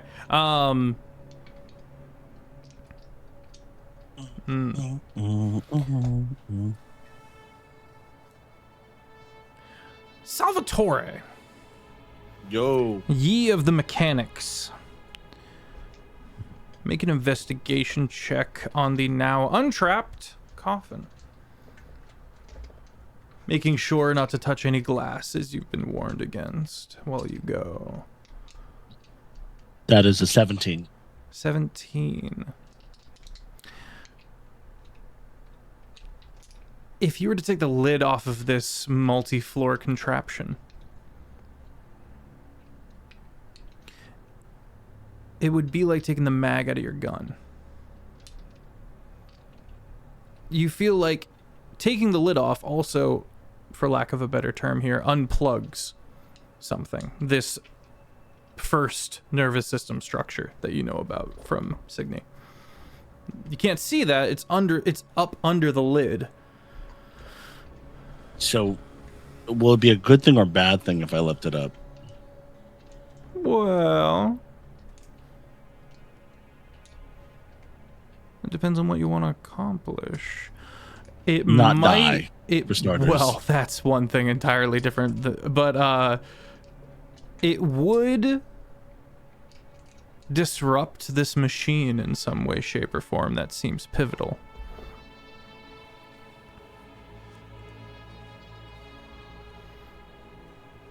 Right.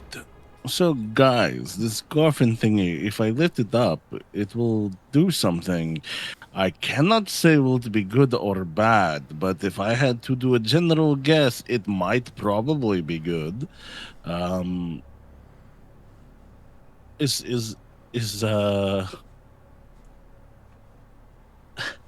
rat still on me? Yeah. What do you think? Should I not? What's that? Lift up? Sure.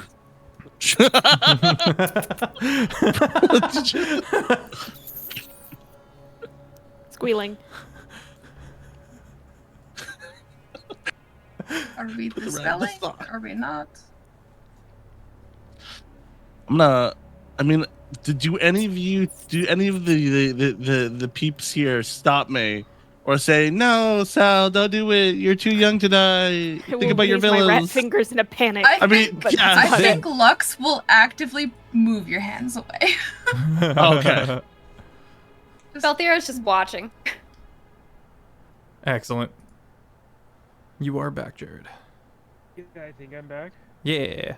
Salvatore learned that if lift to lid, that first nervous structure that's under the lid unplugs, as it were, from this multi-level structure. Mechanic thing. So, look, it seems like this is the only way here. Pull coffin with, coffin pull. Cat. Sorry. Where did you see it? Yes, the voice is in my head. Don't worry about it. So this is clearly not a good idea. Maybe some of you could provide a bit of insight as to what I'm missing here, because listen, Lux, this is a very nice coffin. And as such, I feel the need to lift up the lid. It's like a big shiny red button, but instead of pushing it, you lift it. Yeah. You and I will be fine. What You do you too. mean? Well, you're good at hiding. I'm good at hiding. Hi, Cygni. And the other witch is just watching, and I'm waiting for Owen to sort of come to. Owen's doing the staring out in the distance because of the war thing, but I said we something a won't. few minutes ago, and it kind of just. I mean, we won't learn if we don't try. Or can I like do a quick Arcana check on here just to make sure that like a dispel magic would possibly definitely help on this thing? Just Go for it. Hands on the lid. I haven't opened it yet. My hand's just there. I'm just touching it. Okay. I'm just touching it. I'm just a touching 23. it. 23. While an anti-magic field would be better, a dispel magic spell will go a distance here. It just affects like one specific magical effect that you dispel.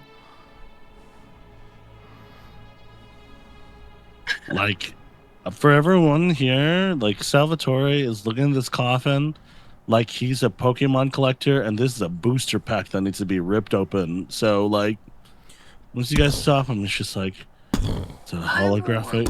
What the fuck is that? What the fuck is that? What is Heavy. I finally back in it. What the heck is that?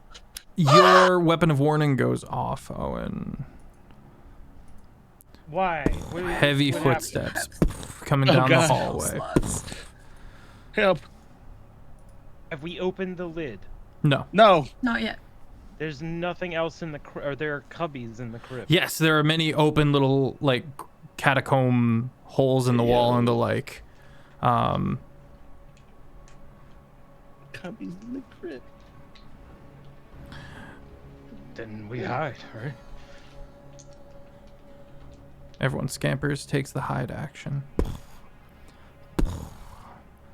Emily, go ahead and post the second picture for me, if you would be so kind. As a individual stomps into the room.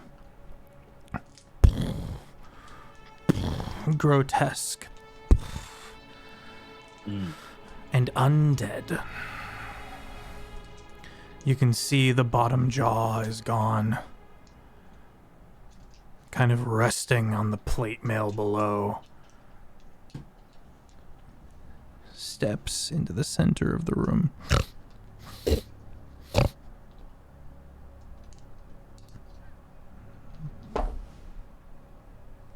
Casts about.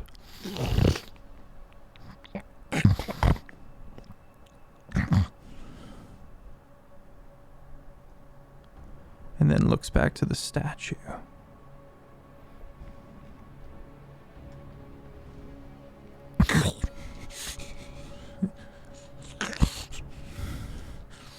It seems to get frustrated. Hits itself in the head once real hard. And then turns, looks back at the statue. And stomps out. Goes back down the hallway from whence it came.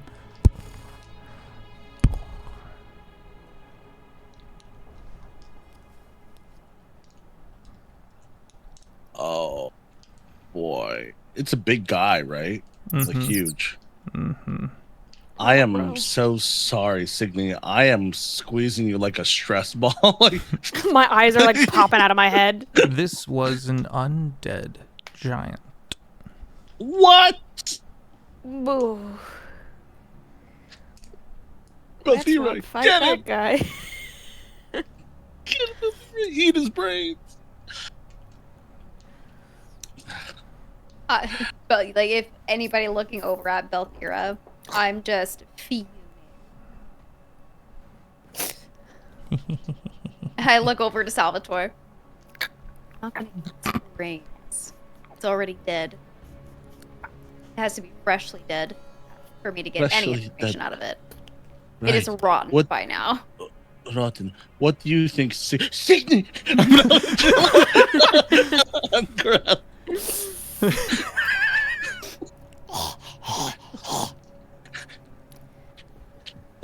I did a CPR thing like. Sorry. I got nervous. The thing was huge. I know. I'm sorry. I'm gonna put you on my shoulder. All right. So, pat. So fuck that thing in particular. So now we're not alone. That is it just me, or did that thing look a bit upset?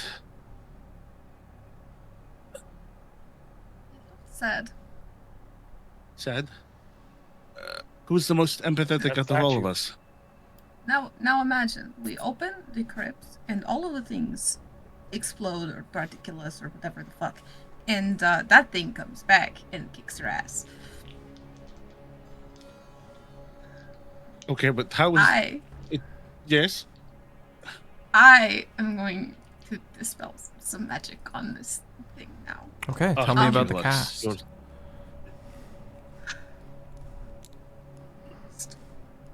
Do I want to use multiple spell slots on this? I only have 3. I don't trust. I don't know if that's enough. Let me quickly check my feats and traits, because I think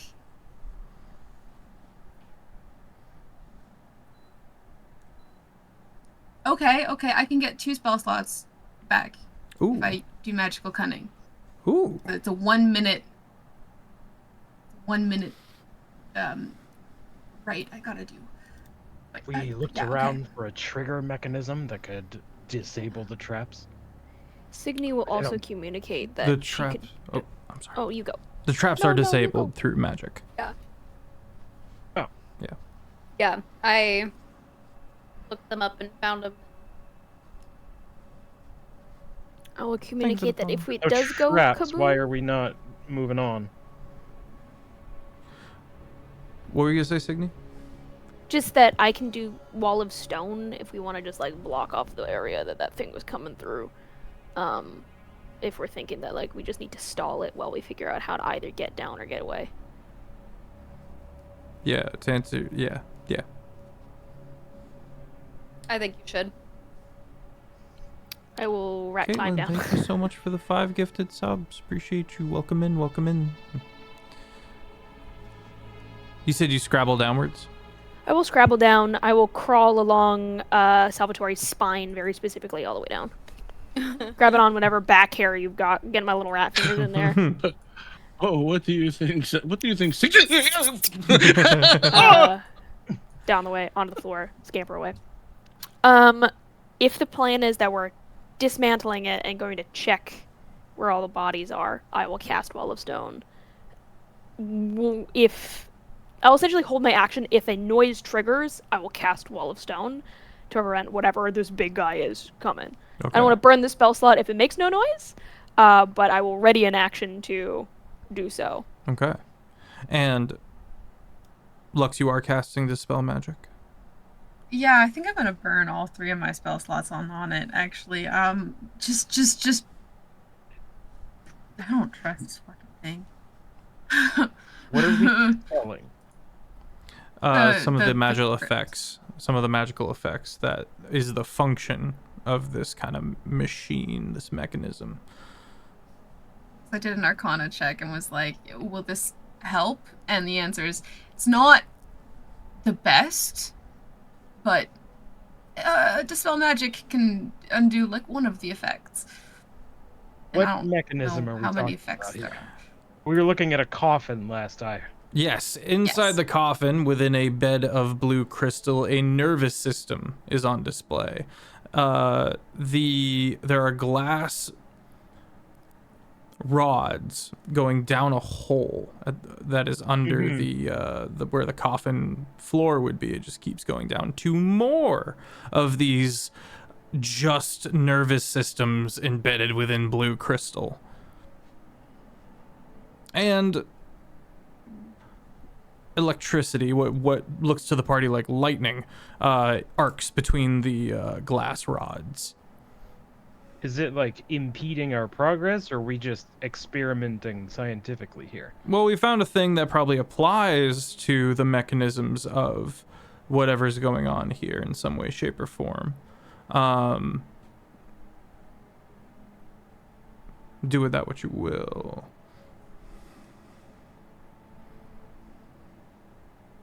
I don't know what all conversations have happened, but as far as I'm concerned, I mean, if it's not stopping us, then we should probably leave it alone. Whatever we turn off here is very likely to alert just as well as if we made a bunch of racket. So this, we need to get down this hole. Mm-hmm. And when Cygni threw the rock down, it didn't pass through because of the spikes. Okay. All right. That was some information that I did not have. Okay. A rock was thrown. Okay, so it is impeding our progress. If we go this way, yes. Are there any other, can I see like any other points that could potentially There's take down the us? hallway where the creature came from. There's up the stairs where you came from, and that's all behind you. There does appear to be like an archway that's walled off to one side. What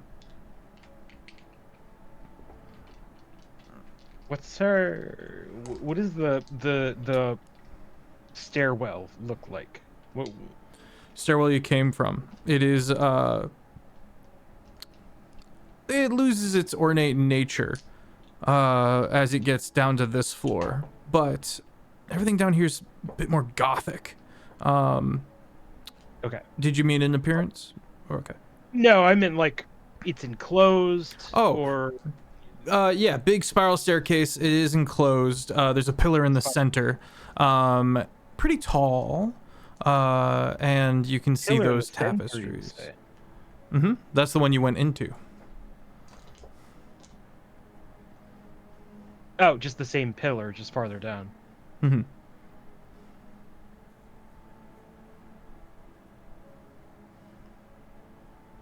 I don't suppose there's another wall sconce. There is. I'm gonna check a couple of wall sconces. Investigating the wall sconces. Lux, are you holding your dispel magic? Just wanted to double check. Yeah. Okay. Hold Yeah. on, I got an idea. You observe these wall sconces, and you do find another one that can be pulled on. Looks a little less used.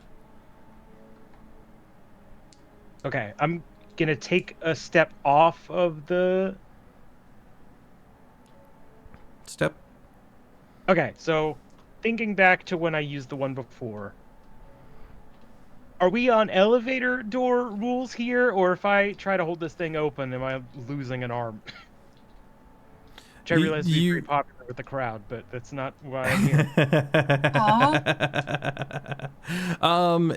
If you were to try to stick your arm in there to jam it, it will get stuck, but it like clamp you down, but it probably won't lose the arm. It's not like an elevator. There's no box that goes up and down. It's just a shaft. Sure. Yeah, it's just, can I safely hold it open for everyone else? With effort, you can try. All right, I'm gonna pull the sconce and take a peek down. Opens up. You take a peek down, and you can see now 40 feet down the floor that this shaft leads to, and it is stained red. Kind of gray-black brick stained red with, again, these red sconces lighting everything about, putting everything in a mono red tint.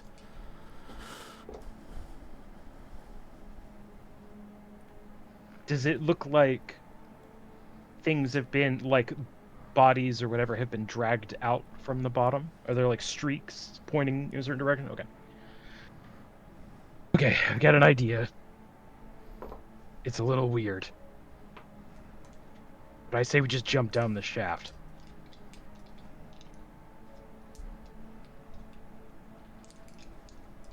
We could Just jump feasibly down? climb, but I'm also very familiar with Featherfall, Can I so I could turn just into... drift this down nicely. No problem. 40 feet. Can I turn into a hummingbird Yeah. and fly down and like dodge these things to just go check out the bottom, see if it's even fucking worth going down there? Because we may be doing this whole conversation and there's fuck all at the bottom. Yeah, I mean, that's fair. Recon outside the shaft. Oh, and you're actively holding it open now. Lux, Belthira, Salvatore, first make a perception check as you guys are keeping lookout as you're kind of... Oh my god, it's such a big cat. It's a chonker.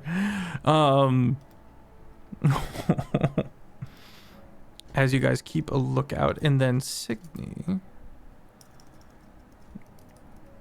Lux, Belthira, and Salvatore, put it in the side chat for me. Cygni, go ahead and make a perception check as you hover down the shaft. Alright, I'm quickly looking up hummingbird stat block. 1 second. Heard, you're good. Your heart That is going. You feel pounding. your heart just... I feel so alive. Yeah. Alright. What am I doing? Perception check, please. Alrighty. Let's go. It's gonna be a 16.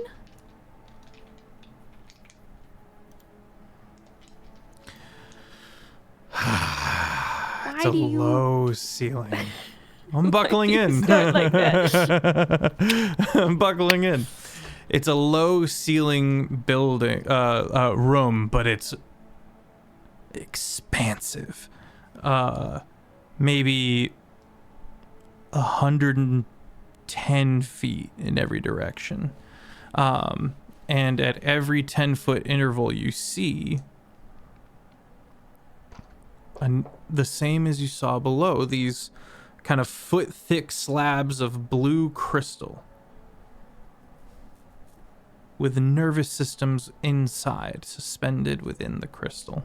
There looks to have been absolute butchery had here. And the red light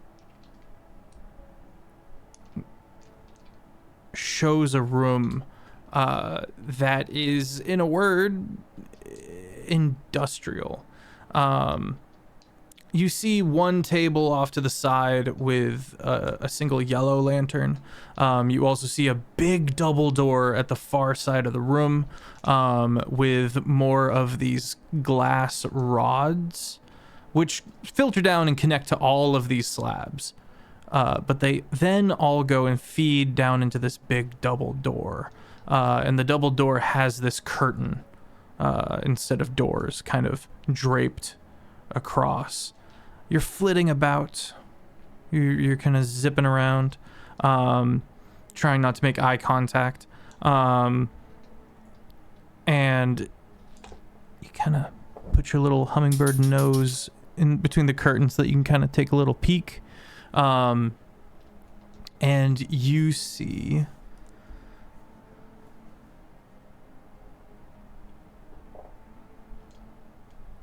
a dead unicorn.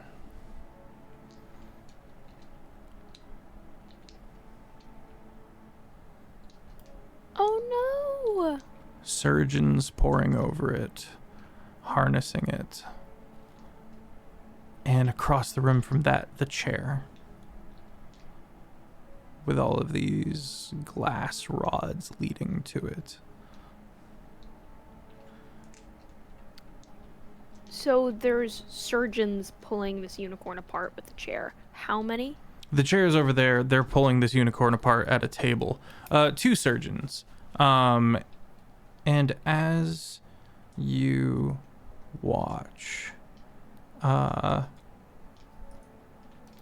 you get a closer glimpse at them.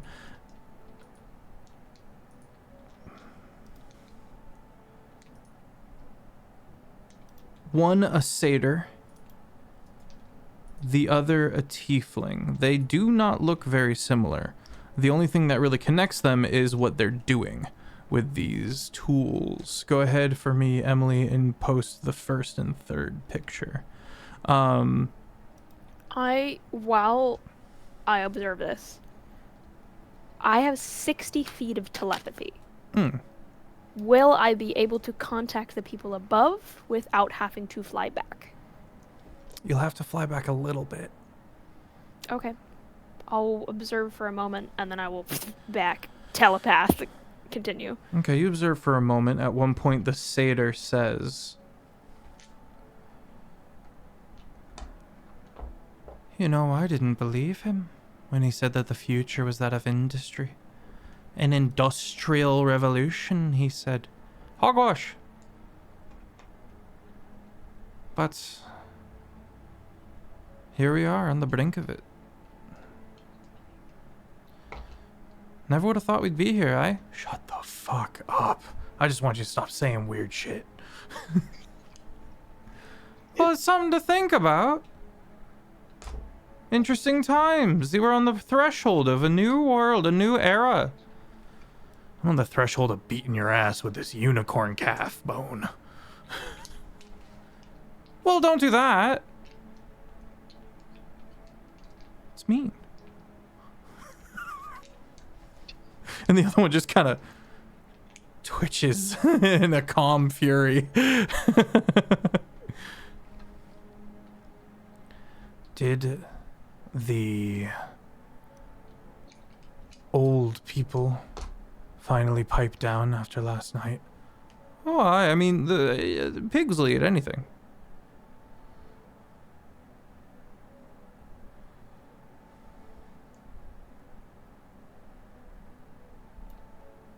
I think on that I will fly back to the hole. Because you're still holding the coffin door open, so I will shoot this to Owen specifically. They're pulling apart a unicorn down here, and I found the chair.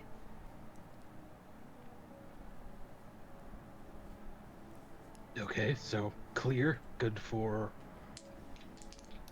2 possible combatants, armed with medical equipment. I think you should hurry. Okay.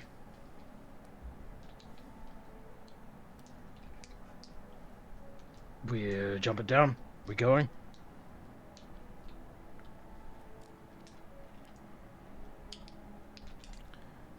We didn't hear you, Belthira. Let's go. Okay. Owen, did you communicate that to us, what Cygni told you? Or did you just ask us if we wanted to I can, jump yeah.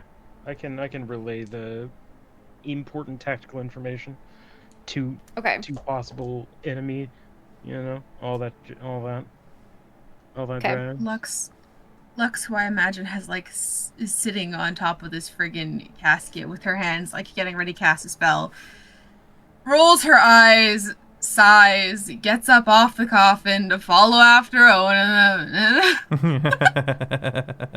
It's because it's Owen, right? It's because it's specifically because it's Owen for Lux. Good lord. Yep.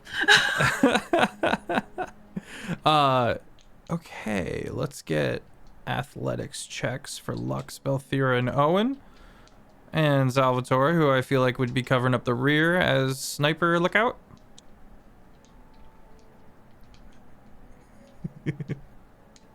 Yeah, we basically just need to He became Irish. all Hell yeah, he did.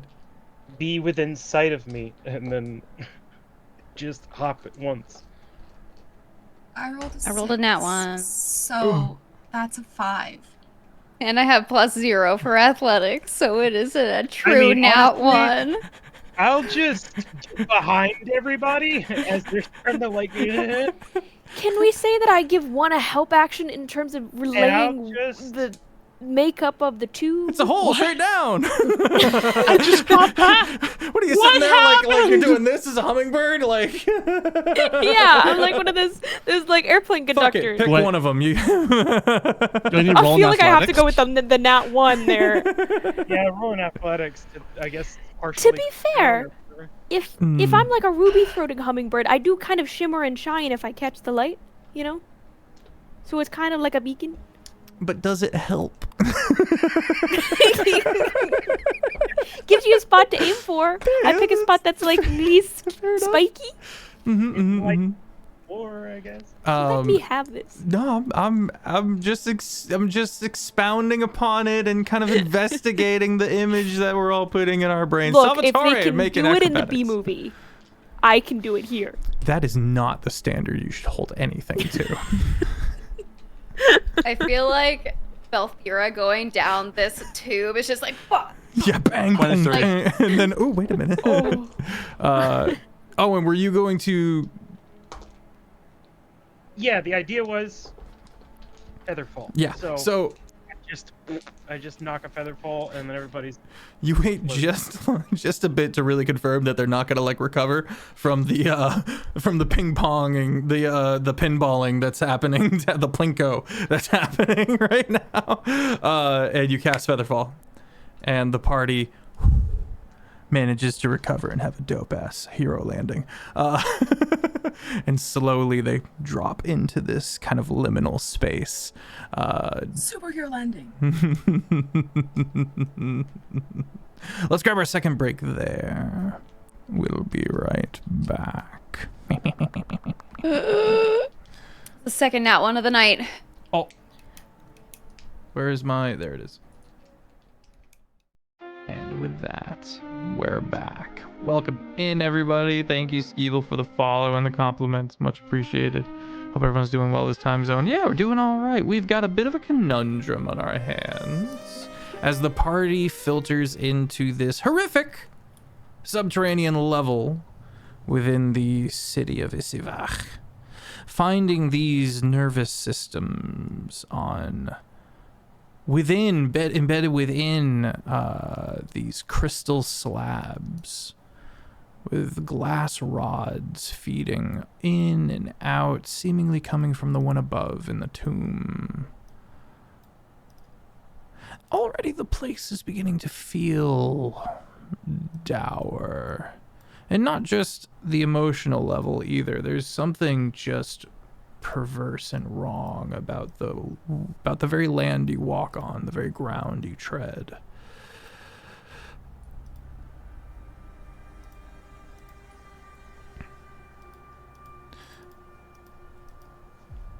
They continue to distantly hack away at this unicorn, sawing at the flank. You can hear it between the curtains on the far side of the room, maybe 110 or so feet away.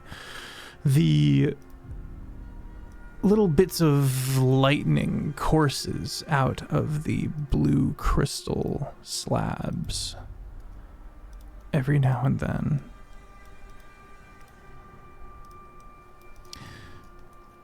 Now, above table, we don't have the science yet or the understanding that the nervous system, the body, the flesh, all that kind of is affected by very minuscule flows of electricity or electrical currents. Very, very, very minuscule. So this might be a little weird looking, but the red glow and the blue stone all seem to lead towards where you know the throne to be, past the curtains. You're in this strange liminal space.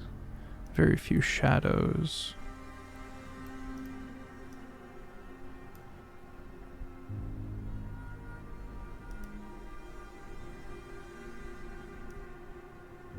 Salvatore.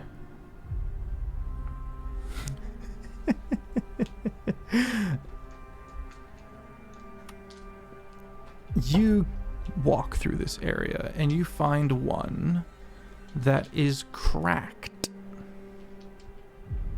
One of these blue slabs. Make sure you unmute your mic. Say again? I said, okay. So it's like the slab is cracked. Yeah. And you have to keep a bit of a wide berth from it as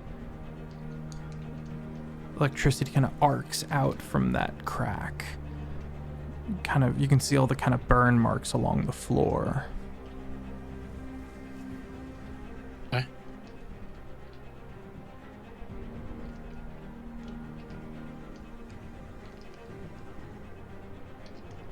Then, uh-oh. Yeah. No, go ahead. I was just gonna just to put the details back in my head so I can sort of get back into it. I'm with the rest of the party, right? And I'm noticing this. Yeah. I noticed. Is there anything in my beautiful character's mind that he is aware of with this sort of like scenario, or is it just more or less just to be wary of that? Is there anything that I could roll where he might recognize he's seen this before, how he might be able to use it to his advantage? Make an Arcana or a history check. I'm neither of those things. That is a 13. You look at it. You look at the pipes, the glass rods, and you look at the gun in your hand that you took from the other sniper. Artificers have made this place.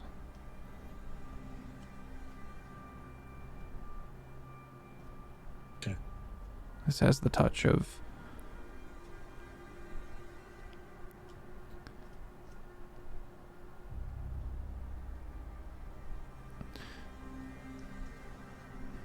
magic applied to an industrial level of science. Okay. I'm gonna go ahead and carefully avoiding the electricity. I'm gonna share that with the rest of the party. I don't know how Sal feels about this because magical industrial technology is great, but it's only great when you have it, not the other side. So it's just sort of like, hey guys, so there's this, maybe just me, but remember that the arcane sniper that you guys took care of, the one with whose gun I found, the build, the method of the madness seems artificing in nature. All of this, it's a bit more. It's a big word for Salvatore. Let us just say that.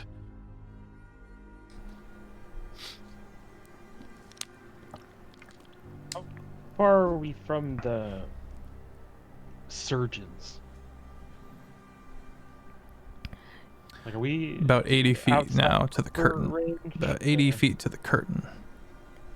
Can I fly up to the curtain as I, am inherently very stealthy and just, take a look through to make sure they're not, waiting at the door if they've heard us come down sort of thing? You take a little gander.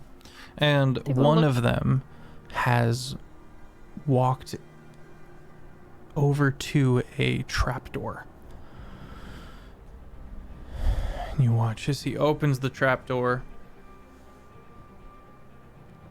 and you hear a small cacophony of a herd of pigs.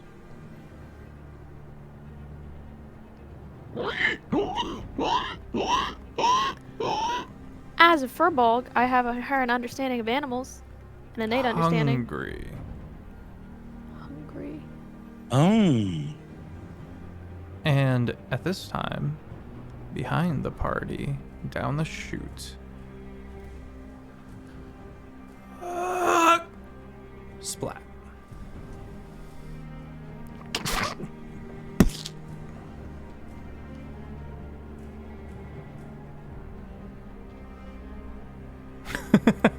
Oops. A person has just been murdered. You turn and you see the Minotaur, guild shod, beaten within an inch of his life and thrown down the pit. The one who's over at the trapdoor goes, "How do they know every time?" We need a hiding spot. Big room. Hide. Yeah, there's all of these slabs are raised up off the floor to a certain degree, and it goes on for many, many feet. So the party is able to spread out a bit and not be in the root of the surgeon to the corpse. And assuming everyone hides, I don't want to make an assumption there, actually. I want to hide, but I also want to find an elevated position that I could probably. I'm always gonna ask that. Yeah. Big space. Is it working climb? If you were to get past the curtain, there would be a upper shelf that you could climb up into. And there are the various glass rods that would qualify as rafters. However, touching them is not ideal. Unless... Make a medicine check or a survival check. Yeah, you're just gonna fucking see Sal 1 second, guys. He's gonna touch this and be like, and just like die. Oh god! Medicine check Or survival. I will pick. That's the same thing. It is gonna be 14. It could be possible goodness. that a certain amount of furs or hides or maybe like a leather or a rubber or something like that might be able to be laid down on top of these glass rods to be then used as a perch. I have those.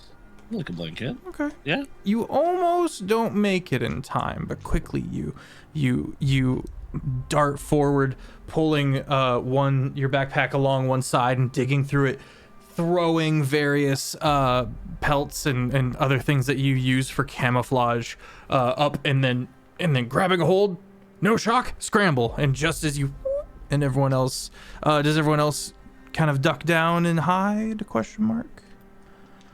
Okay. You watch the surgeon, the satyr, writing along a scroll, and you can see he's got another scroll under the other arm, kind of tucked in the armpit, and he's walking along, kind of muttering under his breath. Everyone roll perception check.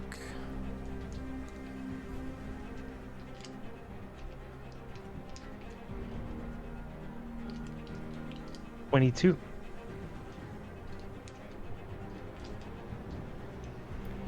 Nat 24. 1. Ooh, too loud heartbeat going too fast. What'd you say, Salvatore? 24. 24, okay. 21 from Owen. 17. 17 23 from Lux, for- 23 for Belthira. He's crunching some numbers. He's counting the amount of panels, the chunks of blue crystal, the slabs. He's counting them in his head, and he says something akin to any more, and we'll start breaking the laws of non-linearity if we're not careful. I'll have to make note of this. And he pauses, takes a step back, and looks down at the damaged one. And he goes, fuck. He's gonna turn and start running back towards the other surgeon. He goes, breach! There's a breach! What do you mean there's a breach? And you see the two of them come out, and they look out and quickly disappear and come back in these mesh wire metal ghillie suits, like completely covered in it, and slowly walk out into the field. And immediately the electrical currents here respond, and lightning just latches onto them as they slowly wade through this cascading lightning that's attracted to them until they get to the slab in question.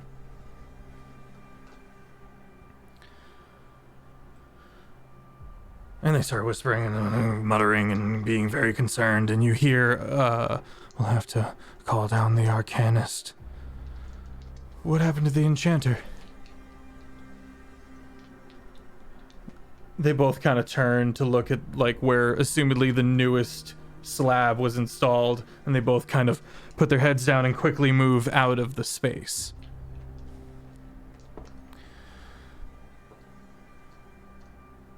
I would say they also collect the corpse of Guildshot, and start dragging him along as that body is then absolutely cooked with lightning. But only once they grabbed a hold of him. I will point out that you all navigated through here, no problem, avoiding touching.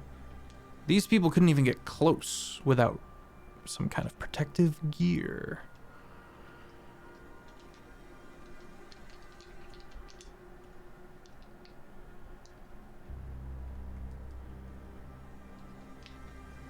Cygni, you got none of that. Hummingbird heart. You're like, yeah, their lips are moving. There's something going on.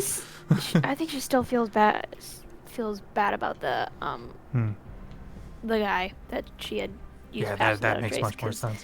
Maybe he wouldn't have ended up at the bottom of the pit if she hadn't done it. Maybe. Sad hummingbird. Soon they have gone from sight back across the drapes. I think Cygni will use her telepath, as she is able to communicate without words and therefore not notify these bitches in the other room. I think we need to move quickly. Take them out. Fast. Maybe keep one alive. Interrogate. Find out what's going on. We can't let them keep doing this. And we're already stuck down here.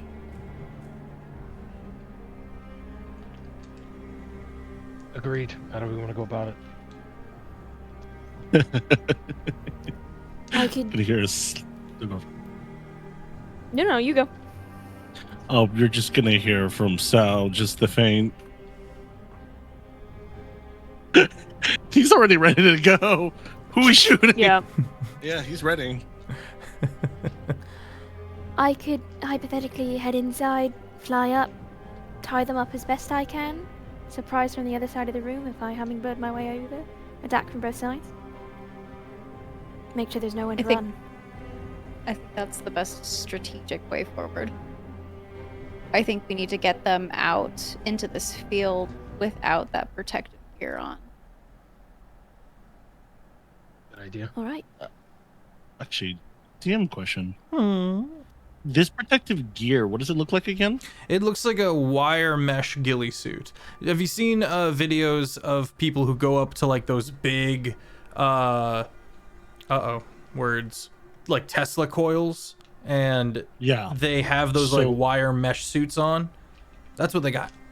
And so the lightning whilst hitting them, or the electricity whilst hitting them, is just going right to the floor and not hurting them. So if one would say, I don't know, this might be a big leap here, there was a breach to it, would they get hurt? I think that's safe to assume. Okay. If it was a big enough breach that went unnoticed. Yeah. Because I got a pew pew in the distance. I got the sharpshooter feature, and maybe I'm not like doing it just to damage him specifically, but to aim for the parts of the armor. But we'll get there when we get there. So. Indeed.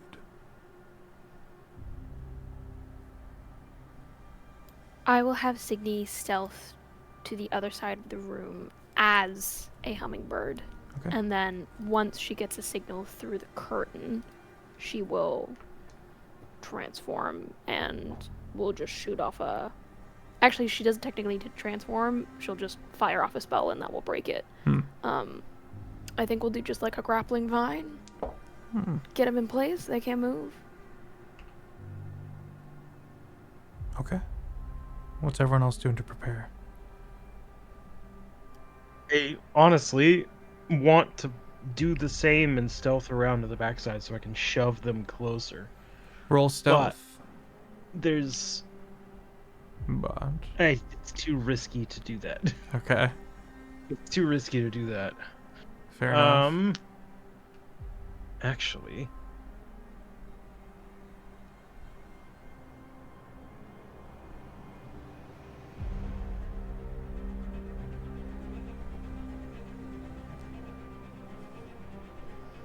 Okay, so that's... okay.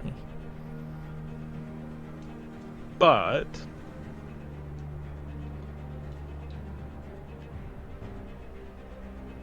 And, I mean, I guess I'll just get... How far? You said we're like 40 feet away? Yeah, you've moved up.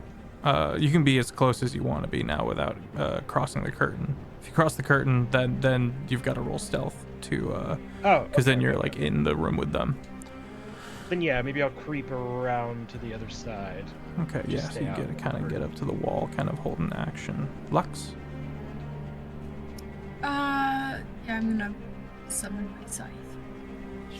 That would have been safe and not fallen with my scythe. That would have been too dangerous for those around me. I do take in the risks sometimes. Belthira?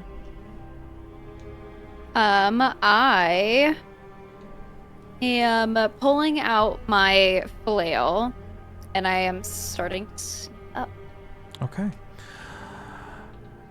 The one who continues to drag the corpse, Cygni, you watch as he goes and kicks open the trap door and sloughs the corpse in, and you hear the pigs very excited about this.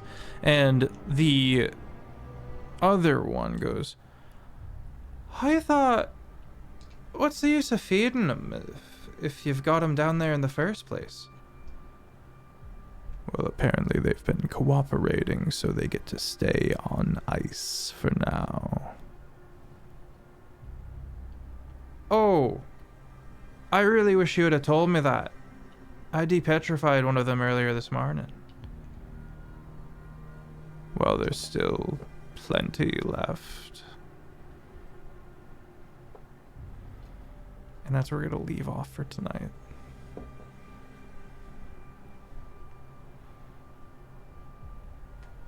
Do they have my people down there too? Oh my god. Petrification is not just for the Church of Death, rest assured. I really don't want these like weird nervous systems to be the druids, because that would be really bad. We're gonna have a Terminator fight. We got one of our own versus one of theirs. It's gonna be great. Get him, Belthira. Kill him. It's Beyblades, but with gods. Chat, don't go anywhere. We're gonna be doing a raid. Sorry, I've been thinking about Beyblades. My dad recently over Christmas was like, I really miss Beyblades. And I was like, oh my god, I know what to get you for your birthday. And I sent him like the package of Beyblades, and he freaked out. He was so excited. All right, don't go anywhere just yet. We're gonna be doing a raid, everybody, but we're gonna hear from the crew in a minute. Let me just get through a couple of announcements real quick. If you want to see some of the short form of these amazing campaigns, of which there are 4 weekly, you can head over to the Instagram or the YouTube or TikTok. We have our short form all across the board, and all that good stuff. If you want to get caught up, you can head over to the YouTube. We're in our 7th season, which means there are years and years and years worth of D&D over on the YouTube.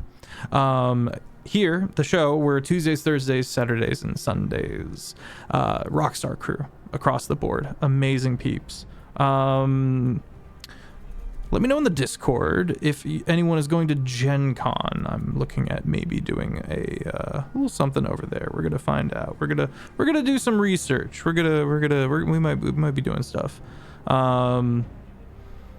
Yeah, let's see. The Discord is a phenomenal place to join our community. We are as chaotic as we are wholesome, and we use the Discord for various visual aids. If you would like to see any of the terrors that we have put before the party here tonight, you can head on over there. And if anybody got bingo, we have campaign-related bingo. If anybody won bingo, go ahead and put it in those channels as well. I'm Sir Feffers, the humble dungeon master of the Longshot table. It's been my absolute honor to have these amazing, talented people with me here today.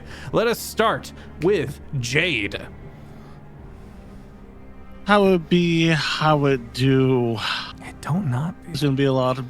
I do my best here. Hi, I go by TooHardTheBard on all my platforms. Yeah, find me on TikTok, Instagram, on Twitch as well. I'm also a semi-professional DM on the side on Start Playing. So if you're interested in that free run anime vibes, I do that specifically. What can I say about Sal's feelings towards the whole thing? Which turn into rats? Which change faces? Which happens to be from 1,000 years ago? And my rich Nepo friend, Owan, no matter what happens, we're going to be just fine. Sounds like a band. Also, are we killing Haverby?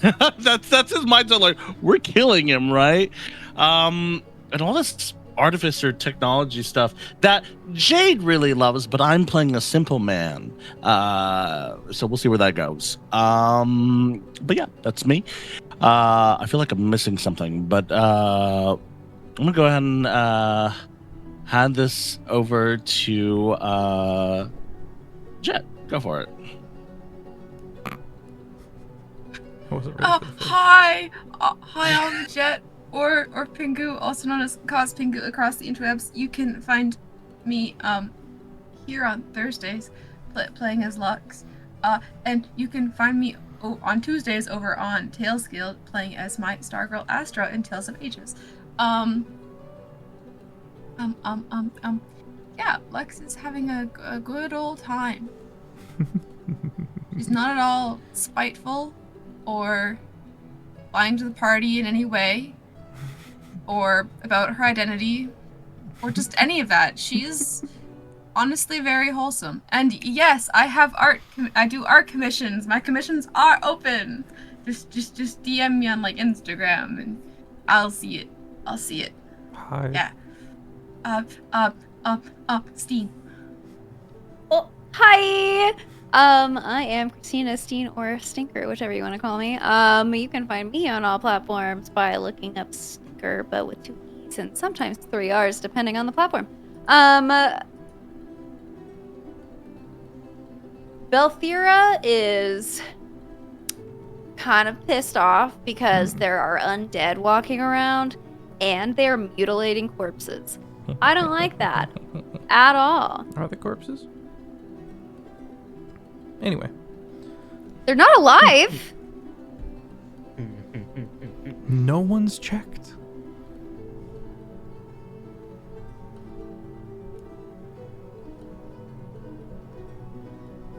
Well, so anyways, we'll get back to that on next Thursday on our next regular scheduled programming. But yeah, yeah. You just like totally like stunted my I'm so sorry. my words. Now it's just live mutilation. Thank you.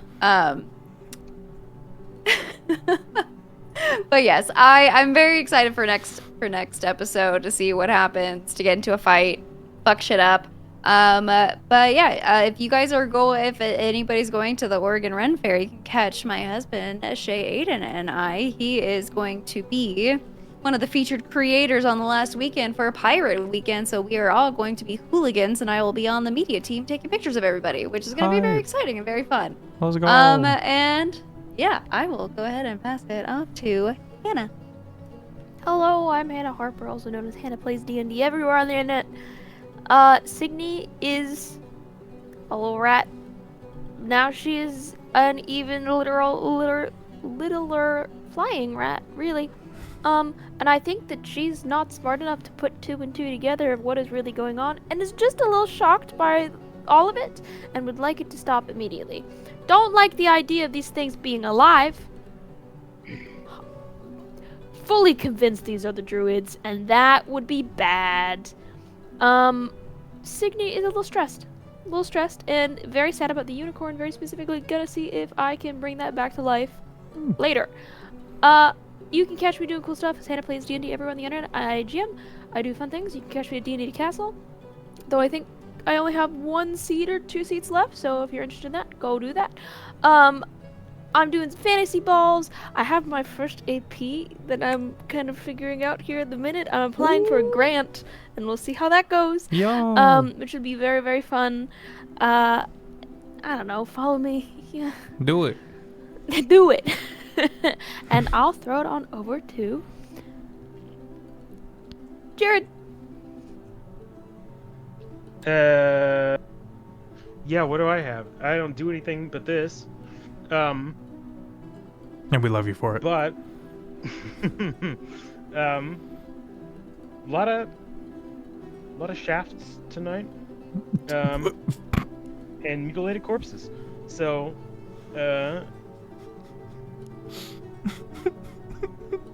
I guess. Going on a quote wall. you know, I don't really know how to follow that up. Your brain fascinates me.